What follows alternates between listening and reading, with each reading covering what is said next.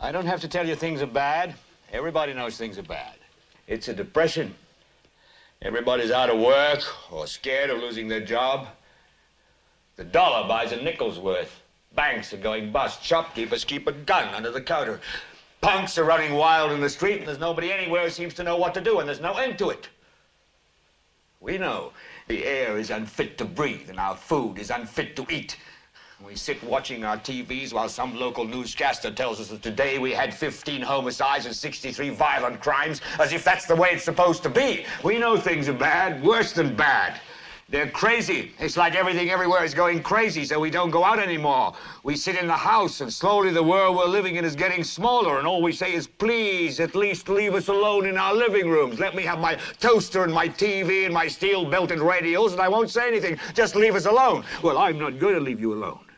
I want you to get mad. I don't want you to protest. I don't want you to riot. I don't want you to write to your congressman because I wouldn't know what to tell you to write. I don't know what to do about the depression and the inflation and the Russians and the crime in the street. All I know is that first, you've got to get mad. You've got to say, I'm a human being. God damn it. My life has value. So, I want you to get up now. I want all of you to get up out of your chairs. I want you to get up right now and go to the window, open it, and stick your head out and yell, I'm as mad as hell, and I'm not going to take this anymore. Oh, I'm definitely tight. Man, what is up? Good day, everybody. Happy Black Friday. Happy Thanksgiving, everybody. Man, shout out to Dory in the building, man. Good to see you, bro. Good to see you. For sure. Listen, it's just me, Oos. Just me rocking the day. So, I am not going to belabor the point because, man, I got a lot to say. I was going to go a little bit live later, but I'm ready now. We'll do it live. So, listen. I was graced by the YouTube gods to see a video, and I could not believe what I heard. I'm going to share it with you.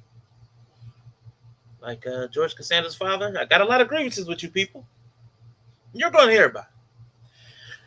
So, man, this dude, Jason Wilson, he's been held up as a pillar of manhood, masculinity, especially when it comes to black men and boys, but just the proper way to not be toxic, not be harmful, not be the fake machismo, bravado, alpha, not be that guy. Work clerk, man, shout out to you, man. Appreciate it.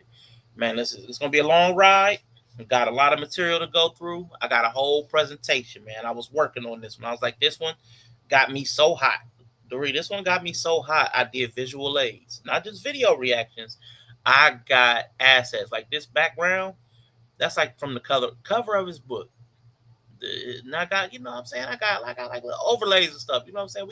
We did the work. You know what I'm saying? We got definitions, man. We doing it big today because he deserved it. So, shout out to Mr. He Said in the building, man. Good to see you, man. If y'all got stuff going on, man, Black Friday, y'all shopping. If y'all working, go ahead, sit back, keep your little earbud in. It's going to be a nice little long one. I'm going to be cooking for a minute. I got several sections, but what I can do while a couple of you are here, tell you what the sections are going to be. Because I did prepare. This one's prepared. Chapter 1 is going to be the actual video reaction. The thing that I saw that got me hot. I'm going to go over that and the debunk points from the video. Then I'm going to go over to, well, IB's in the chat, man. I left a comment. My man responded to it. So I'm like, okay, we're going to go over that. Now, then I'm going to show you him. Contradicting him. Because that's what we do. I think Mr. He said it one time. It's like people forget that what they say is recorded. People forget that the things they say are being videotaped. How do you forget that? How do you forget that you went on an interview? How do you forget these things that you already said before? So we're going to do that. Then I'm going to actually say what the actual proper principles are that he's misquoting, misapplying. We're going to go through that. And then chapter 5, my favorite chapter, that's the messy chapter. That's where I'm just being ignorant and let my creativity run wild on this Negro, like the Hawkamaniacs. Ran wild on him. Got this man looking real bad. But that's what we're going to do. Chapter 2 and 3 are going to be kind of short. Chapter 1, a reaction, I don't know. Chapter 4, Chapter 5, those might be extended. But we'll see. I'm anticipating being here about 3 hours. Yeah, man. Yeah, came with the smoke, man. With the smoke. Have my desk finished my work for the day. Smash these leftovers, man. Let's go. Cool, man. Appreciate y'all for rocking with me. But listen, we are going to get into this. I am going to at some point have these banners up so that when I'm scrubbing through, I want to do timestamps for this so people can get to the point, because this is about a public figure. But I think it needed to be called out. Anyone that follows me, anyone that's listened to me for an extended period of time, I know both of you have heard me say, I hate everybody. Ain't no one group that I hate. I ain't that person. I don't just hate white people. I don't just hate Jews. I don't just hate God. I hate everybody. I'm just that guy. I'm a hater. God put that in me. Whatever God is, he put that in me. And I know I be giving women grief with my misogyny. You criticize a woman as misogyny. I got that. I'll take that. I'll take that charge. Guilty, Your Honor. And it would be easy to wonder why I don't go at men the same way. This is why. Because I do not have any internal feeling that there is a need to protect men. I have no gut level reaction like, ooh, that's too far.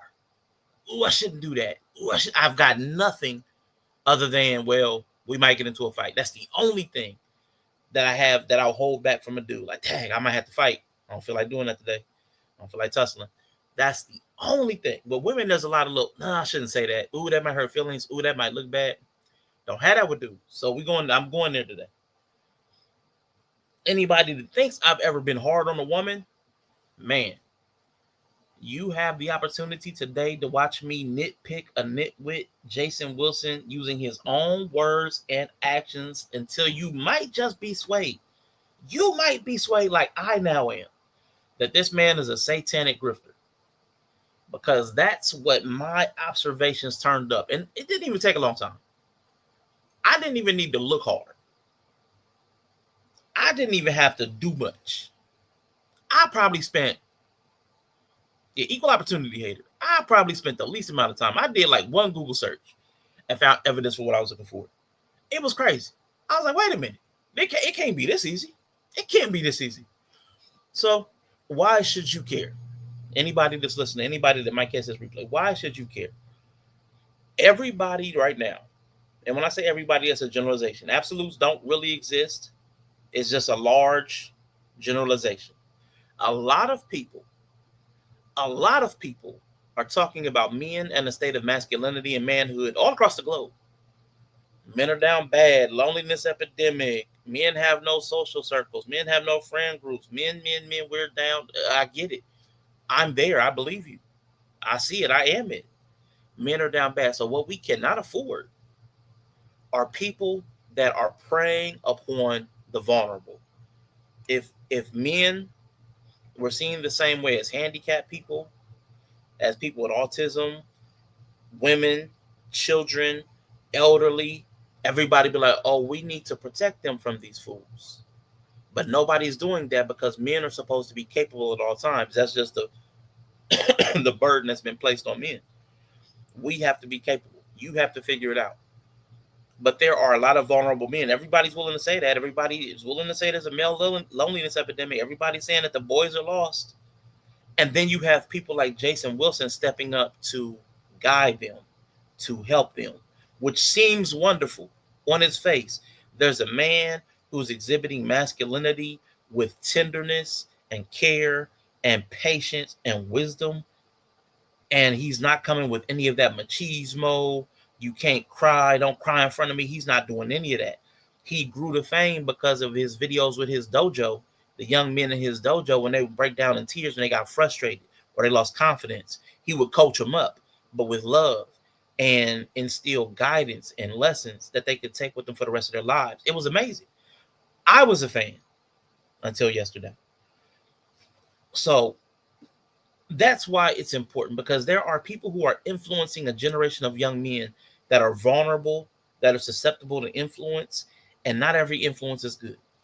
And I am of the ilk that if you fall for somebody like Fresh and Fit, you see those clowns and you believe it. I mean, that's on you. Like, because they're obviously weirdos. They're obviously not who they say they are. They're obviously on their own channel telling you we're not who we say we are. The dude had a whole girlfriend. He's saying she's packing my condoms. I'm such a player. She's packing my condoms. But he wasn't even sleeping with his girlfriend. And if that doesn't tip you off that there's a problem there, there's nothing that I can say that might even help you in the least, because you won't listen to me. You need somebody's flash of money. You need somebody that's got a fancy car. You need somebody with a yacht to tell you something for you to believe it. I'm never going to be that. I'm okay with that. But see, Jason Wilson, somebody like him who comes with soft words, not tricky words like Mark Lamont Hill, somebody that comes with soft words, women and men alike will see him as non-threatening. He'll be neutral. He'll be acceptable. He's palatable. Yeah, if you fall for Pearly, you're an idiot. The woman is telling women what they should be, but she's not it either. That's crazy. That always reminds me of Hitler and the master race. Bro, you're not even the master race. Why are you leading the people? It doesn't make sense to me. But that's how people are. There's demons out here, man. You got to protect yourself at all times. Big fact, man. Hey, yo, Greg Bryan in the building, man. Good to see you, bro. Good to see you for sure. So that's why I think people should care. If you are a man that is in the place of vulnerability, I don't think it's anybody here. Everybody here has kind of got their stuff sorted out. But if some young man were to come upon this, some man, even in their 30s and 40s, that felt lost, it's important for you to be able to critically think and look and parse through information and people's opinions. And I'm going to give you a different lens than what's being offered. You should not accept it. And I'm going to show you a lot of examples. I've got a lot of material. Okay, I got a lot of material. I'm going to show why it's dangerous, because people accept things from influencers. They accept it because you're famous. So these men are out here.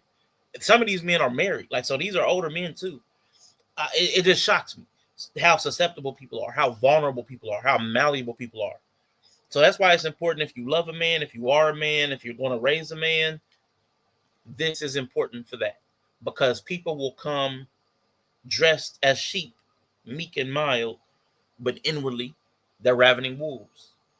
There are books that teach that. Some of y'all know what they are. But they say the road to hell is paved with good intentions. But in the Manosphere, red pill space, it is paved with ninjas like Jason Wilson. What up, Inya? Good to see you. I don't know if I greeted you. My mind be slipping. I'm getting old. But good to see you. And when I say ninjas, I don't just mean black people. Like I said, I hate everybody. Everybody's a ninja. Anybody can be a ninja. But this ninja here, Jason Wilson, is teaching men to, he's got his Mojo Dojo Casa house. He's teaching men to kick and punch and meditate. Sounds wonderful. But he's also teaching them to fear the dictionary. He is building an army of men who are physically dangerous, but emotionally brittle. And in this space, there is no one that is more dangerous than a man who is deathly wrong, but speaks with the conviction of a saint. Jason Wilson, he sounds deep. He sounds profound. He sounds wise. He sounds protective. He sounds like what you would want your father to be like, tender and calm, but still expressive and demonstrates masculinity. That he sounds right. He hits all the right notes. But I promise you, this guy he has gotten high on his own supply. He has to have. That's the only thing that makes sense when I go through what I'm going to go through today. Because now he's engaging in verbal acrobatics and mental gymnastics to validate men's trauma rather than to heal it. So he's going to let people sit in it rather than solve it. He has become a very kind idiot out here on the internet. Or here's the opposite. I can take that he's an idiot. I can take that he's a big dummy. I can live with that. You big dummy. I can live with that all day, every day. But there's also another possibility. He may have determined that he could take more from men monetarily by becoming one of these cult figures, by becoming a leader, by becoming the coach. We got Alonzo Hall in the building. Good to see you. Good to see you. I just came in so you couldn't greet me because I'm here just now. Okay. I hear you. There's a possibility, a strong possibility, because money is what people chase. That he could have become susceptible. He could have sold out. And now he is becoming somebody that is just trying to siphon everybody to their paid services. I'm not really trying to help. I'm trying to help myself. So that one of those two, either he's a complete moron or he's a grifter. He's turned into a grifter, which would be sad to me because, again, like I said, up until yesterday, I was a fan because what I saw, the little I saw, he looked commendable. He looked like he was doing a lot of public service. And we see that sometimes. A lot of people who are out there doing public service are also doing bad in the background. So that's always a possibility. So is this new language you're saying? Absolutely. And I'm going to demonstrate that today. So matter of fact, let me just go over this real quick again. The order of operations. I've got 5 chapters. My man wrote a book, so I wrote one too. So chapter 1, I'm going to react to the video that triggered this string. I'm going to react to the video that triggered me and debunk points in it. Then I left a comment on the video. He responded to it. So we're going to take a look because, I'm messy. I like mess. And that could be a problem. Maybe he can help me solve it. Maybe I should tap into his Patreon. Then I'm going to show you, to your question, Anaya, in chapter 3. And it's going to be a short chapter. I'm going to show you how he did a total reversal on his stance inside of a year. Quick turnaround, which that's what gave me the thing. Like, maybe this is a grift. People, them Candace Owens people that used to sue somebody for racism and then say racism doesn't exist. When people had those really sharp turnarounds, like complete 180, it gives me pause. Like, you had a Damascus experience, and now up is down, left is right. That tips me off that there's a problem. Something rotten is in Denmark. Chapter 4, I'm going to actually go over the right way to look at what he's saying. He's giving the wrong way, in my opinion, but you get to decide for yourself. Obviously, you're adults. And I want to show some materials that say how to do it the right way. And then 5 is the complete mess. There's nothing here but mess. There's nothing here but me making accusations, but they're not baseless. Anybody that knows me or has seen me, I don't make baseless accusations. So I found footage, and I'm going to roll that beautiful bean footage. So when I say this man is either a satanic grifter or an idiot, I'm going to show you why. Because it's one of the two. There's no third option. There's no he has good that's not. Either he's an idiot with good intent, or he has bad intent. It's one of the two. Either he's dummy and he's not safe for public consumption because he's stupid. And we shouldn't follow stupid people. Ever. We need to get in the habit of telling stupid people that they're stupid and what they said was stupid. If they say something wrong. We need to point that mess out. We gotta quit letting it ride. Now, if he's dangerous, if he's harmful, if he actually is just preying upon men and boys, and I don't mean sexually, I mean taking advantage of their vulnerability. If that's what he's doing, we need to call that out too. Because it's one or the other. I found the evidence, and it's either one or the other. Yeah, I got receipts. Yeah, we're gonna have a mess on Black Friday. Yeah, black on Black Friday for sure. Could be an idiotic satanic grifter. And see, idiots don't make good grifters. I don't think. I think you got to have a little bit of acumen to be a good grifter. You got to know what people want at least. You may not be educated, but you have an intellect that is attuned to the way people move. When I say idiot, that means you don't have a zone of intelligence, typically. But he does. He's got, like, if nothing else, he has he's in like martial arts. So if nothing else, he has the physical intellect, the ability to move in space, judge distances. That's an intellect too. Because everybody can't do that. Everybody's not skilled at manipulating their own body and the bodies of others. So if nothing else. All right, so let's get into Let me see. So I've got the reaction. That's chapter 1. Got some concepts. So I'll go through all that. Showed you the 5 chapter cards. So let us get into, because he's got the cave of Abdullah or something. He's got the cave of something. It's the cave of a dummy for me. His dojo of delusion. So we're about to get into that. Let me pull up the video. I'm going to leave this up here so I can easily find this section of the video, and then I'm going to put timestamps in just in case somebody watches this on replay, because I did make sure I tag that fool. Give me a second. Because out of all the stuff I prepared, for whatever reason, I did not put this one video. Oh, it's in the description. Where's the description? I put it in the description. Let me just grab it. Oh, no idea why I didn't put that video on my notes, but I did. All right. And is anybody else shopping on Black Friday while I'm stalling for time? Come on, what I do with it? There we go. Got it. All right. Share the video. Share screen. Blah, blah, blah. Boom. All right.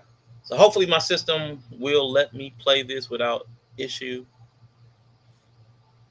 Got him up. Cool. So we here now. Is he leftovers? That's what's up. Yeah. I need me some of them. I'm getting, you know what I'm saying? I'm getting a little hungry, man. I'm getting a little hungry. I could eat. But this is Mr. Jason Wilson, for anybody that did not know. Has risen to fame again for his tender masculinity. The way he was able to coach boys up who were breaking down, who may not have been used to male leadership and male guidance. I'm going to show an example of what that looked like. But this is the video, like I said, this still got me mad. Why men should never be vulnerable. Now that title y'all may be like, yeah, that makes sense. Y'all may be like, that sounds stupid. I don't know where you guys land, but I will show you where I landed. But I'm going to let him talk himself in circles for a quick second. Today, I want to talk about why it's difficult for me and many men, and maybe even yourself, to embrace the word vulnerable or vulnerability. This isn't about machismo or emotional suppression. This is about truth, definition, discernment, and application. A man recently told me that his... Now, real quick, he said truth, definition, discernment, and application. That's important. Definitions matter. So, because they matter so much, I brought definitions. We got definitions. All right? Because it's that important. And he put it in his opening. That definitions are important. So we're going to stick with that ourselves. Therapist encouraged him to be vulnerable, and this happens often. Mm-hmm. But this man became very angry and said, Mr. Wilson, and I'm going to keep it clean here. He says, I ain't no B. I have a... His therapist, somebody's therapist, mentioned being vulnerable. And this guy says, now mind you, he might have said it to the therapist. We don't know, but he said it to this guy. He was so disturbed by being asked or directed to be vulnerable that he speaks to a whole nother human being elsewhere. He says, I ain't no bitch. I ain't no bitch. Now, right there, that was the first thing that perked my little ears up. If I was a dog, my little ears would, that's kind of odd. Major issue with the word vulnerable. It conflicts with who I am as a man and my spirit. And I told him, brother, it should. Because all right. Vulnerable should conflict with who you are as a man. That's the premise on the table from our dear leader, Mr. Wilson. God, please never let men like these raise daughters. Vulnerability equals big. Exactly. Okay, so I'm not the only person that sounds crazy to. All right. Now, again, this guy is raising a lot of young boys to be men. And the person reaches out to him knew that he was a safe place to say, I ain't no bitch, because I'm vulnerable. I ain't no bitch. Okay. That's now again, this is a therapist. A therapist, the safe space. The safe space. This guy recoiled from the safe space to Mr. Wilson to tell him that he ain't no bitch. Therapist ain't gonna get me to be vulnerable. Therapist ain't gonna get me to be vulnerable. What I look like? What I look like being vulnerable? Fuck that. Hell no. Hell to the no. Because a warrior spirit is not designed to seek vulnerability by the true essence of that word. No man should desire for himself or his family to be vulnerable or in a vulnerable position. Now y'all just heard that. Nobody should seek vulnerability, and nobody should desire for their family to be vulnerable. So then you have to wonder, what does he mean by vulnerable? Because I would want the people around me to have emotional vulnerability, to be able to be comfortable trusting me with their sensitive thoughts and feelings, things that they were concerned about, things that mattered to them. I would want them to feel that I was the type of human being that they could be vulnerable with. I would seek that out. I would offer that. I want that in my life. Because that vulnerability is what allows for deep, meaningful connection. So then you have to wonder, what does he mean by vulnerability? I'm going to let him say it. Does it seem that a lot of the followers of these types of dudes are looking for a daddy father figure? Yes. Him, Jordan Peterson, I would say Kevin Samuels, which is why they called him the Godfather. A lot of people are seeking surrogate fathers. A lot of men, red pill space, manosphere, are looking for replacement fathers. They've got mother wound and father wounds. They got the absent father, so they're looking to fill his shoes. And then they have the harmful mother or the negligent mother. Either she was abusive or she was negligent, because again, she was shouldering the boat. That's not an excuse. But just the fact is that if one person handling the entire family, and this is probably somebody that did not make wise choices, period. A lot of these single mothers, they were not wise choice makers. So if you got somebody that's not a wise choice maker, they're probably not going to be a wise parent. So they have a lot of harm or neglect in their lives. So they've got a mother wound and a father wound from the absent father and the neglectful or harmful mother. So these people are trying to fix it on both ends. But they're trying to fix it the wrong way, of course, because they're maladaptive. You have two wounds. Wounds is a vulnerability. If you look up the root word of vulnerable, it basically means woundable. The vulnerable is something from Latin, but it means wound. The original word was a literal wound, but it over time adopted more meanings of just more than physical wounds. It also meant like emotional wounds, mental wounds, financial wounds. Vulnerable meant any type of wound that you could carry. Over time, it added those additional contexts. But originally, it just meant a physical. Oh, you got stabbed? You were vulnerable. What up, Bo? Good to see you. I will say that Peterson, as much as I dunk on him, his advice isn't overtly harmful. I agree for the most part.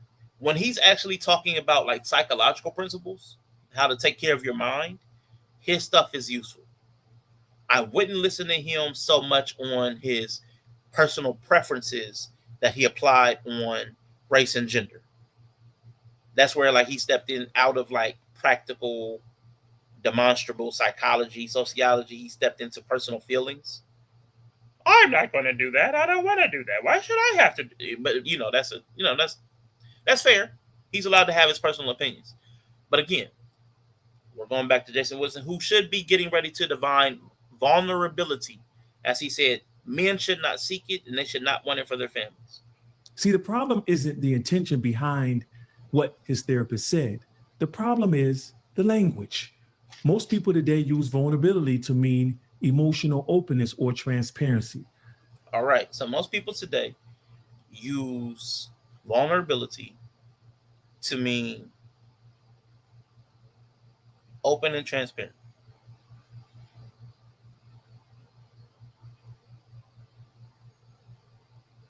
So capable of being easily hurt or harmed physically, mentally, or emotionally. This is Merriam-Webster. So accepted dictionary. Or open to attack, harm, or danger. Assailable. All right, those are the definitions. So let's see what he says. So the first one would apply. Being open to harm, emotionally, physically, whatever. Open to harm. Any type of harm, that's vulnerable. That's how the Merriam-Webster has the very first primary definition. Let's see what he says. But the actual definition of vulnerability means susceptible to danger, harm, or even death. Wow. So he has taken the second denotation. He's taken the second one and made that the meaning of vulnerability. So if yes, nobody should be seeking to be attacked. Like as a normal human being, as a normal citizen in your day-to-day life, it doesn't make sense to seek to be attacked. It would be weird. I would even say somebody that's in combat sports isn't seeking to be attacked. They want to be the attacker and the victor. But like, I don't know that anybody would be, I don't even think that anybody in their stretch of their mind would think that's what anybody means when they say vulnerable. I don't think that anybody on the earth, when they say, I want you to be vulnerable, is saying, I want you to want to be attacked. I want you to want to be attacked. Who would say that? Who would say that to their kids? Who would say that to their spouse? Why would you take that denotation and make it the connotation of what people are meaning when they're saying vulnerable?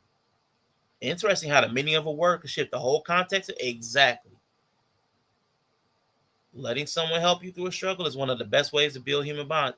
Yes, it is. If you take the first denotation, the first definition, you have to be capable of being hurt to open yourself up to help. Anybody that can help you can hurt you. A hand up can be a hand down. I don't understand why you would even try to put the second definition in place of the first one. Nobody's asking their husband or their, hey, son, I know you had a rough day at school today, and I need you to tell me how you felt about what happened. Nobody in that moment, when they're asking or seeking vulnerability, seeking them to tell them what their thoughts were, what hurt them, wants them to want to be harmed. That's dumb. That's stupid. But that's a minute into his video. The therapist that asked the man to be vulnerable was asking him to want to be harmed. Why? Does that make any sense? How did you, and you are a leader of men and boys, and that's what you took away? I swear to God, that had me tight. Now think about that for a moment. Yah the Most High did not design man to desire to be susceptible to danger. He designed man to protect, to guard, to cover, to love, and to stand watch. Now, this is going to be a quick one. This is a quick hitter. This isn't even in my notes. You are leaving yourself open for attack, but you are not soliciting or welcoming attack. Exactly. So then this goofbot brings in God, which, you know, I'm not a Christian. I am absolutely not a Christian. But I grew up but I stayed at the Holiday Inn Express. So I am familiar with a lot of Christian principles. I've read the Bible at least once cover to cover, multiple times, but I study. I'll go in and I'll get the different versions. I'll get the literal translations. I will go into the concordance, the Strong's Concordance, and look up the words and how other places that they've been used in the Bible, what context was it used in other places in the Bible. I'll study. So what I know when he says God did not design us to be vulnerable, I gotta call cat, because you must not have read the first chapter. The first chapter. Okay, second. What I'm going for is in a second. Adam and Eve. When God made Adam, he said that it was not good that he should be alone, which means he was vulnerable in some capacity. God tried to solve Adam's vulnerability problem. You're vulnerable in some capacity. You need a helper. You need to help me.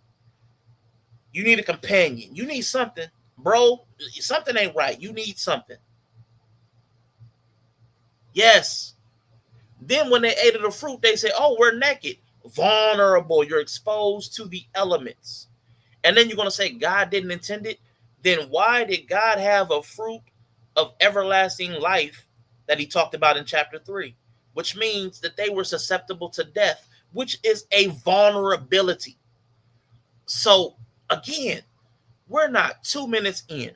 He has strayed from the definition in that makes sense from the actual dictionary. He's left the reservation of the dictionary. Maybe he's too cool for dictionaries. I'm too Christian. God doesn't believe in dictionaries. The word of God is the only thing I believe in. But then you didn't even read that. Because you don't even have to read the entire book to realize that God did make the vulnerable. He made him vulnerable. Then kicked him out of the garden and made him even more vulnerable. There's nothing but vulnerability. He was vulnerable and susceptible to his wife when he took the fruit from her. There's nothing but vulnerability sprinkled throughout the Bible in every single figure that is prominent, whether that's Moses, whether that's Jacob who turned into Israel, whether that's Jesus Christ himself. All of them were vulnerable. So this man didn't even read the first 3 chapters and understand them. There's a difference between being literate and being able to understand what you're reading. Maybe you can figure out, maybe you have been hooked on phonics. You can sound out the words, but if you don't know what the words mean, if you can read it in a dictionary, but you can't figure out which definition to use, which one fits in here, plug and play, like Mad Libs. Okay, my therapist wanted me to be capable of being harmed so that I could maybe be healed or be open to attack. Do you think they wanted you to be open to attack physically? No, that doesn't make any sense. That doesn't make any sense. None. But you are leaving yourself open for attack. You're not soliciting or welcoming. If you can't trust anyone not to hurt you, what are you protecting? Yep. To exist, exactly. To exist is to be vulnerable. There's always a predator alert. The idea is to be alert. If someone comes to hurt you, let them. Jesus like 10 different times. Be vulnerable. Turn the other cheek. Forgive 70 times 7. After the first time, I just deleted the George Bush clip. Fool me once, shame on you. Fool me 70 times 7, and I can't be fooled again. With all thy getting, get understanding. Yeah, it's levels. Levels to this. Man, it's levels to this, man. In Genesis chapter 2, verse 15, it says, Adam was placed in the garden. And this is what I really don't like about pseudo-biblical people. They don't even know how to use the Bible. So this is where you get real stupid. So this is his own example. Genesis 2:15. Adam was placed in the garden to work it and keep it. Why would you need to keep it?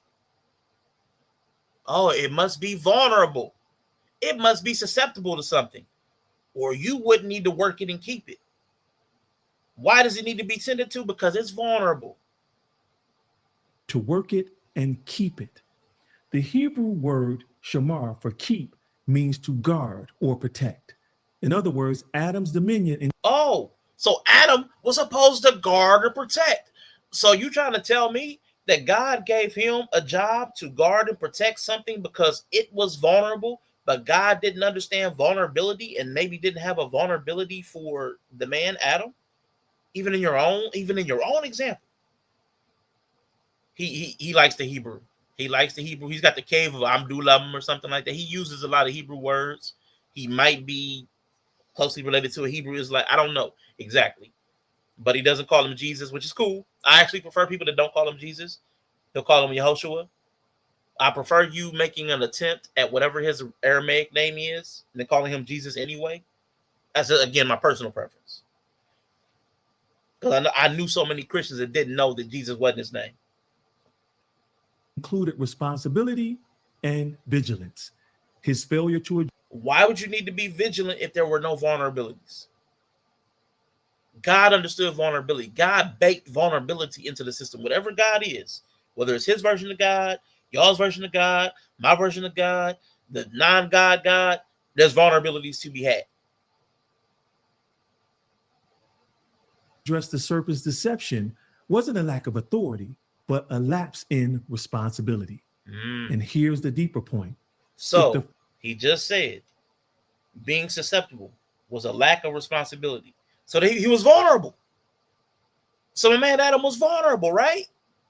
But a minute ago, he said God didn't put any vulnerability in him. Then how did you fall? How did you fall with the wife if you had no vulnerability? First man's assignment included guarding. Then any command that invites a man to lower that guard must be weighed with great discernment and insight. The design must interpret the language, not the other way around. So how can man be both protector and seek to be susceptible to danger? Here we go. Now listen, you listen to him, he's super calm, super reasonable. It's such a, it's the facade of it is presentable. It's what people are looking for. I know the new dude, they're calling the godson, like Kevin Young, not Kevin Young, that's Yella. Kevin Samuels was the godfather. This new dude, Jeff St. James, they're calling the godson.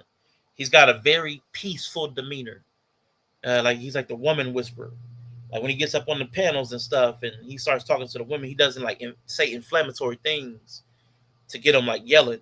He like gets them with the head nod, you know, that he'll say stuff very peaceful, like da-da-da, get them a head nod in their head. It's very tranquil. It's very soothsayer. And he be right a lot of times because he's actually coming from an educated background talking about psychology and principles like that, things that he studied. So it's different. This guy over here, on the other hand, might have taken too many shots in the cave of Abdullah. Too many karate kicks to the head. This is the basic definition of protector. You don't use your strength to defend yourself. You use it to defend others. That's in the Bible too. Speak to us. Smooth things. So listen, I admit, he sounds deep. He sounds protective. If you just pay no mind to what he's actually saying. He sounds like he's on men's side. It sounds like it's empowering men if you listen to how he's talking. But when you listen to what he's saying, it's going to cripple men by redefining words to protect their feelings. The word vulnerable used in a therapeutic setting triggered a man, an adult male. That just, oh man. So he says he's building warriors, but what he's doing is like validating their fragility. Yella, you had it right the first time. God, what up? What up? Good to see you. Good to see you. So man, this dude lacks comprehension. He says a man got angry. I'm gonna go back a little bit. A man got angry when his therapist told him to be vulnerable. He validates that anger, saying that the therapist used language that conflicts with his spirit, which, okay, I would say it conflicts with the gendered expectations of men. That's the machismo. Like, no, you can't be vulnerable. That's that fake tough. There's a lot of fake toughs out here. Most of us ain't that dude. Most of us are vulnerable. Like most men today carry the feeling of being vulnerable. They lack the confidence of feeling competent to handle any vulnerabilities they may have from life or circumstances. Most men. I can say that confidently about Americans. It's demonstrable. You can tell by the way they carry themselves. You can tell by the way they talk. You can tell by the way what they care about. You're some single dude in Iowa, but you're worried about some girl in Tennessee having an abortion. That's kind of weird. It's not in your purview. It's kind of a strange thing to stretch your mind that far. I'm going to think there's something off about you. And I think that's fair. Better not sleep with your wife ever. She could kill you in your sleep. Yeah. Stay awake 24/7 or you're a bitch. Exactly. It's crazy. I've never, this, I promise you, yesterday, I can't believe he said this. I couldn't believe he was talking about this. So now a responsible leader, when somebody comes to you and says, man, listen, therapist told me I should be more vulnerable. I told her, I ain't no bitch. Mom ain't raised no hope. Why does a simple word make you as an adult so angry? What are you running from? What are you hiding from? But Wilson doesn't do that. He steps in like a bodyguard for this man's trauma and tells him, you're right to be angry. The word is an attack on your ferocious animal spirit. Yah made you a protector. That's not protection, man. This dude is sabotaging this guy emotionally. He had a chance to actually step in and guide him back towards therapeutics that might help, or to send him to a better form, because maybe the talk therapy isn't for him. Maybe he needs something different. But in no case do you tell somebody that vulnerability is something that you can't possess. You can't tell people that, because that's unpractical. Everybody's vulnerable. You walk out the door, you're vulnerable to the elements. Like Greg said, you're sleeping next to your wife, you're vulnerable. She can stab you in your sleep. You sleep, if you're a heavy sleeper, you're vulnerable, because if somebody came in, you may not even hear it. Like, it's vulnerabilities are everywhere. You can't help vulnerabilities for the most part. A lot of you're going to have some vulnerability. There was a fictitious character who was invulnerable, except for one thing, kryptonite. Even he died, and it wasn't from kryptonite. Because no matter how strong you are, there's going to come something that's stronger than you. So even in the imaginations of people, when they made something that wasn't vulnerable, he found a new vulnerability. There's a lot of money to be made telling people what they already believe. Yes. And if I say, I ain't no bitch because you asked me to be vulnerable, well, guess what? I'm going to tell you, you shouldn't be vulnerable. You got a warrior spirit. You shouldn't need to be vulnerable. That's sabotage. And I think that's the dangerous part of the video, because he's actively telling men to distrust mental health professionals. That's terrible to me. That's sabotage, professional sabotage. He's a coach. He's kind of in the same lane. He's, in a weird way, he's in the same lane of mental health. And he's taking them the wrong way. He's poisoning the well against professionals. He's teaching people that the doctor uses a word that hurts your little feelings. Tommy, you don't like the word. The doctor's the enemy. That's not a warrior mindset. That's a toddler. That's what we've been complaining 5 years about with women. I can't use the word. I use the word submit. You lose your mind. That's what we've been talking about. Dudes started calling women toddlers because of that very same thing. A word triggers you. Ah! Now dudes are getting triggered. Vulnerable? You're a grown man and you got to run out the therapist and call your homeboy because they said vulnerable? Is that where we are in 2025 as men? I promise you, I couldn't believe it. The man's reaction, anger, that's some sort of trauma response. Can't speak to the type or the level of trauma. I can't. I'm not his therapist. Wouldn't want to be. But instead of helping the man understand why he's so triggered by a word, he tells him that the trigger is right. That's going to isolate men. If a doctor can't tell you to be vulnerable, if a professional can't tell you to be vulnerable, and he's basically saying that that word is evil, because now he's brought God into it. God didn't make you to be vulnerable. Not only has it, now he's leaning anti-science, and he's going anti-religion. This word, he's made it wrong on both science and religion. He's claimed perfect authority. He has superseded science with the doctor, social sciences, and he superseded religion. Where do you do that at? This man knows more than all of sciences and all of religions that vulnerability is a bad thing. Even though God obviously thought different. That's crazy to me. That's where you get into, what was it? Is it blasphemy or heretic? I'm not sure which one. But it's anti-biblical. He's gone against what the Bible shows me and says to me in the first few chapters. Nothing but vulnerabilities. God put that Negro to sleep and stole a rib. That's a vulnerability. That's a literal wound getting opened up. Dude had a wound. The woman was made from the wound. She's the wound man. Woman, wound man. She's the wound man. Then he says vulnerability literally means susceptible to danger, death. God didn't design men to be susceptible to danger. He says vulnerability only means susceptible to danger. He ignores the definition that means emotional openness. Excuse me. He is dodging definitions. And in the real world, you can't redefine reality just to make yourself feel tough, to feel like a man. That's called a delusion. We've been complaining about women doing this for 5 years. Word magic. We can't allow it. And men, we can't. Everybody can't do the same thing. We can't all be on this type of time. If you are open or looking for love, you have to be open to the pain and heartbreak that can come from it, the disappointment. And it's not all intentional. That's vulnerability. Renaming it doesn't make you any safer. It just makes you delulu.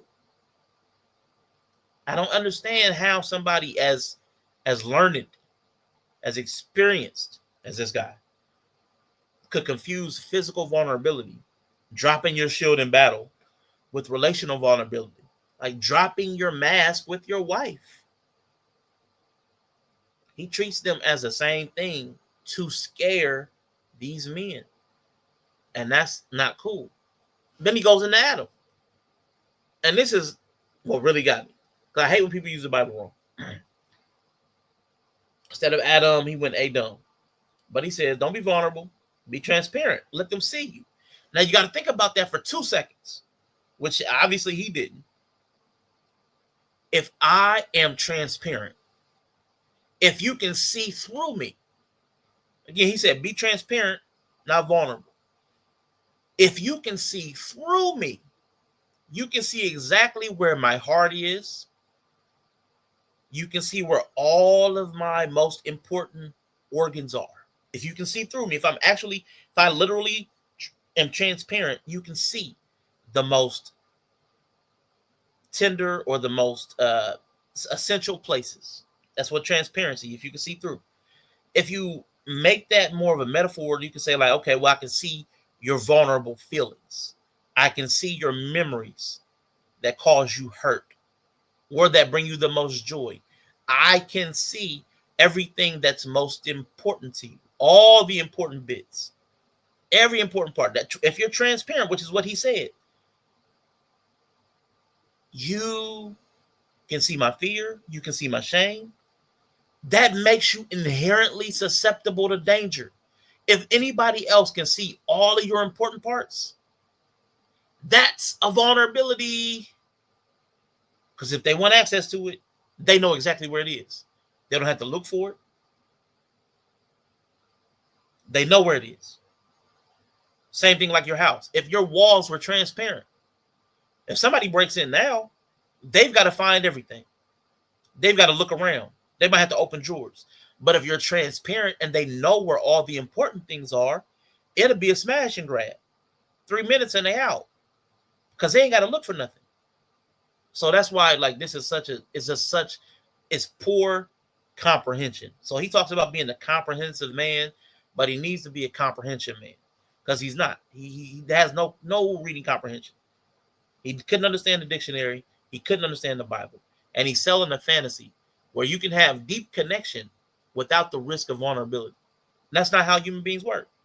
That's a video game character. He wants people, he's teaching men to be a simulation, a facade of a man. But back to Adam. Excuse me. Let me see. I already talked about God wounding him because he took a rib from a companion. To have a companion or wife required Adam to be wounded and give up a piece of himself. A piece of himself, a rib, that is literally protecting your most vital organs outside of your brain. Your most vital organs are protected by your rib. And that's what God took. So God increased Adam's vulnerability to solve a different vulnerability. Like, that's the trade-off. So this incomprehensible man can't comprehend the dictionary or the Bible. All right, let's go. It's a contradiction, my brothers, of Yah's spiritual design for us. One of the greatest tragedies of our generation is how words have become emptied of their meaning. Language has become emotional instead of accurate. Did he say that words are losing their meaning? The man that just erased the words' meaning? They're emotional? Yeah. You just supported a dude who said, I ran from the therapist because she said vulnerable. And you said, that's right, brother. Yeah, that was emotional. What are you talking about? Oh, man, come on. And when words lose their meaning, men lose their clarity. And this isn't a matter of semantics. When you change a man's language, you change his categories. And when you change his categories, you change his behavior. You heard the man. He said it's not semantics. It's an important word. Because when I bring up my comment that he responded to, semantics was involved. He said this is not semantics. Words are architecture. They build or they break. In other words, the mind organizes everything. What is safe versus what is unsafe? What is strong? What is weak? What is masculine versus what is feminine? And what is assertive versus what is passivity? These categories shape how a man thinks, reacts, and ultimately how he lives. So if the categories are wrong, the decisions that come from them will also be wrong. It's All right. written. Man. So I wanted to let him cook for a quick second. Yeah, he did. He wants it to mean one thing. But it's the other thing. Written in Proverbs chapter here we 18, go. Here verse we go. 21, that life and death are in the power of the tongue. Now, this is meat to me, where the response, if you understand this, if you are a comprehensive man, for real, you have comprehension. And what this Bible verse would put on you would be the conviction of accuracy. If my speech can cause life or death, if my speech is a life or death matter, it's the most important thing to monitor and to manage. That's what this verse alone would tell me. Life and death are within my speech. If I say something, I could cause life and goodness or death and harm. That's what I would get from this, which means I need to really work on my speech, right? Speech. That's one of the Buddhist practices. The Bible talks about monitoring your speech. It's all over the place. Everybody wants you to mind your manners, even your mama. So he is seeming to know this. Why would you then put this video out? So when we confuse words like vulnerability with strength, we're not just miscommunicating, we're misdirecting men. Nope. You're misdirecting men, sir, because nobody has confused vulnerability with strength. You yourself just said, even in your misapplication of the word, that vulnerability, meant seeking attack. Nobody thinks seeking attack is strength. Nobody thinks being vulnerable is a strength. What it is, what people are saying, which he doesn't understand, is that it is a strength to have the courage to allow yourself to be vulnerable in safe situations. That's the virtue, not the vulnerability. That's not a virtue. That's just that's an incident. That's a state. You're in a vulnerable state. That's not really something that could be virtuous. But having that vulnerability and exposing it can be virtuous in the right context. But it could also be a vice. It could also be you're stupid. Like somebody like boxing. People that keep sticking their chin out, taunting. That's not virtuous. You're exposing a vulnerability for a bad reason. That's not virtuous. That's not courageous. What he means is vulnerable with the normative good. To be vulnerable is to be weak. It is good or bad depending on the context. So yeah, nobody's saying vulnerability itself is strength. He didn't even say that. The therapist didn't even say that. The man that said the therapist said that didn't even say that. Nobody said that. He just threw that in, that vulnerability is strength. It takes strength to be vulnerable, is what people will say. It takes strength to be vulnerable. Nobody says you're strong because you're vulnerable, because that's antithetical. Vulnerability means a wound or a weakness. That's not strength. It's like it's none of that. What he said makes sense, and I don't know why he threw it in there, except unless he was trying to be deceptive. He's trying to put some stank on it. We're speaking life where death belongs, and death where life belongs. Okay, now listen to that. That's important. We're speaking life where death belongs, and death where life belongs. Well, I don't know where it is in my notes, but I'm going to bring up the Bible verse. Woe to those that call good evil and evil good. When people start inverting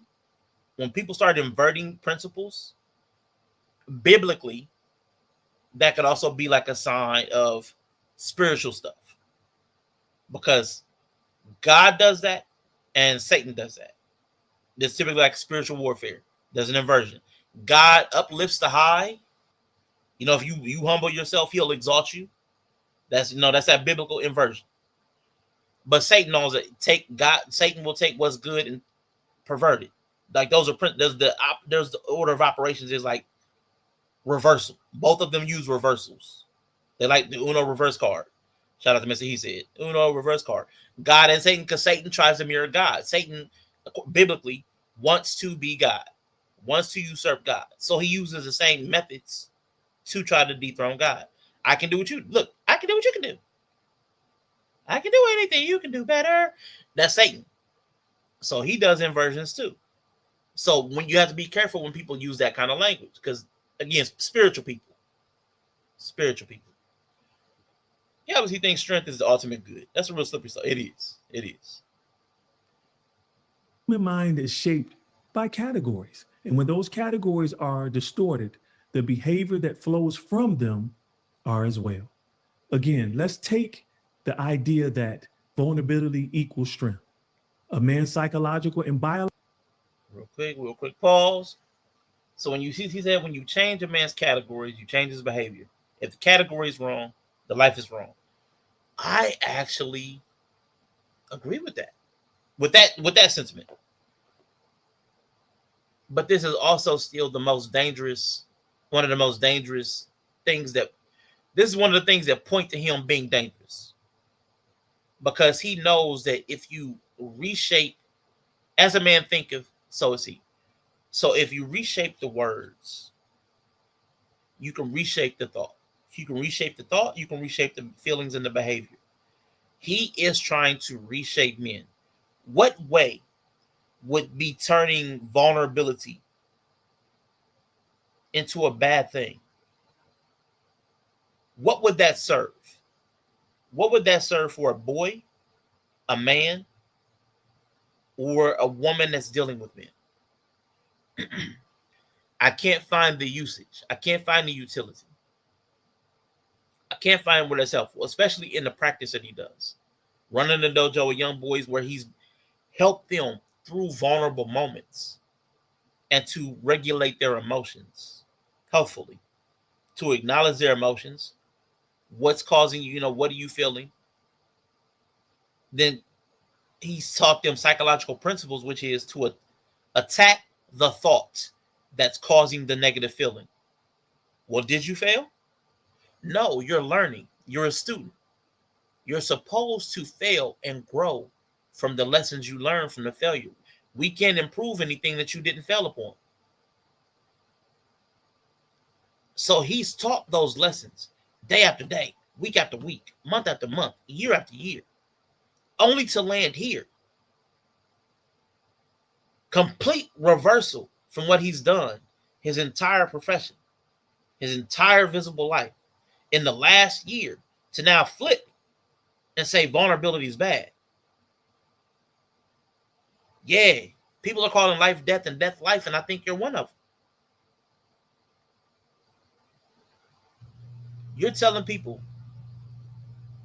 that you're trying to rewire their brain by changing these definitions.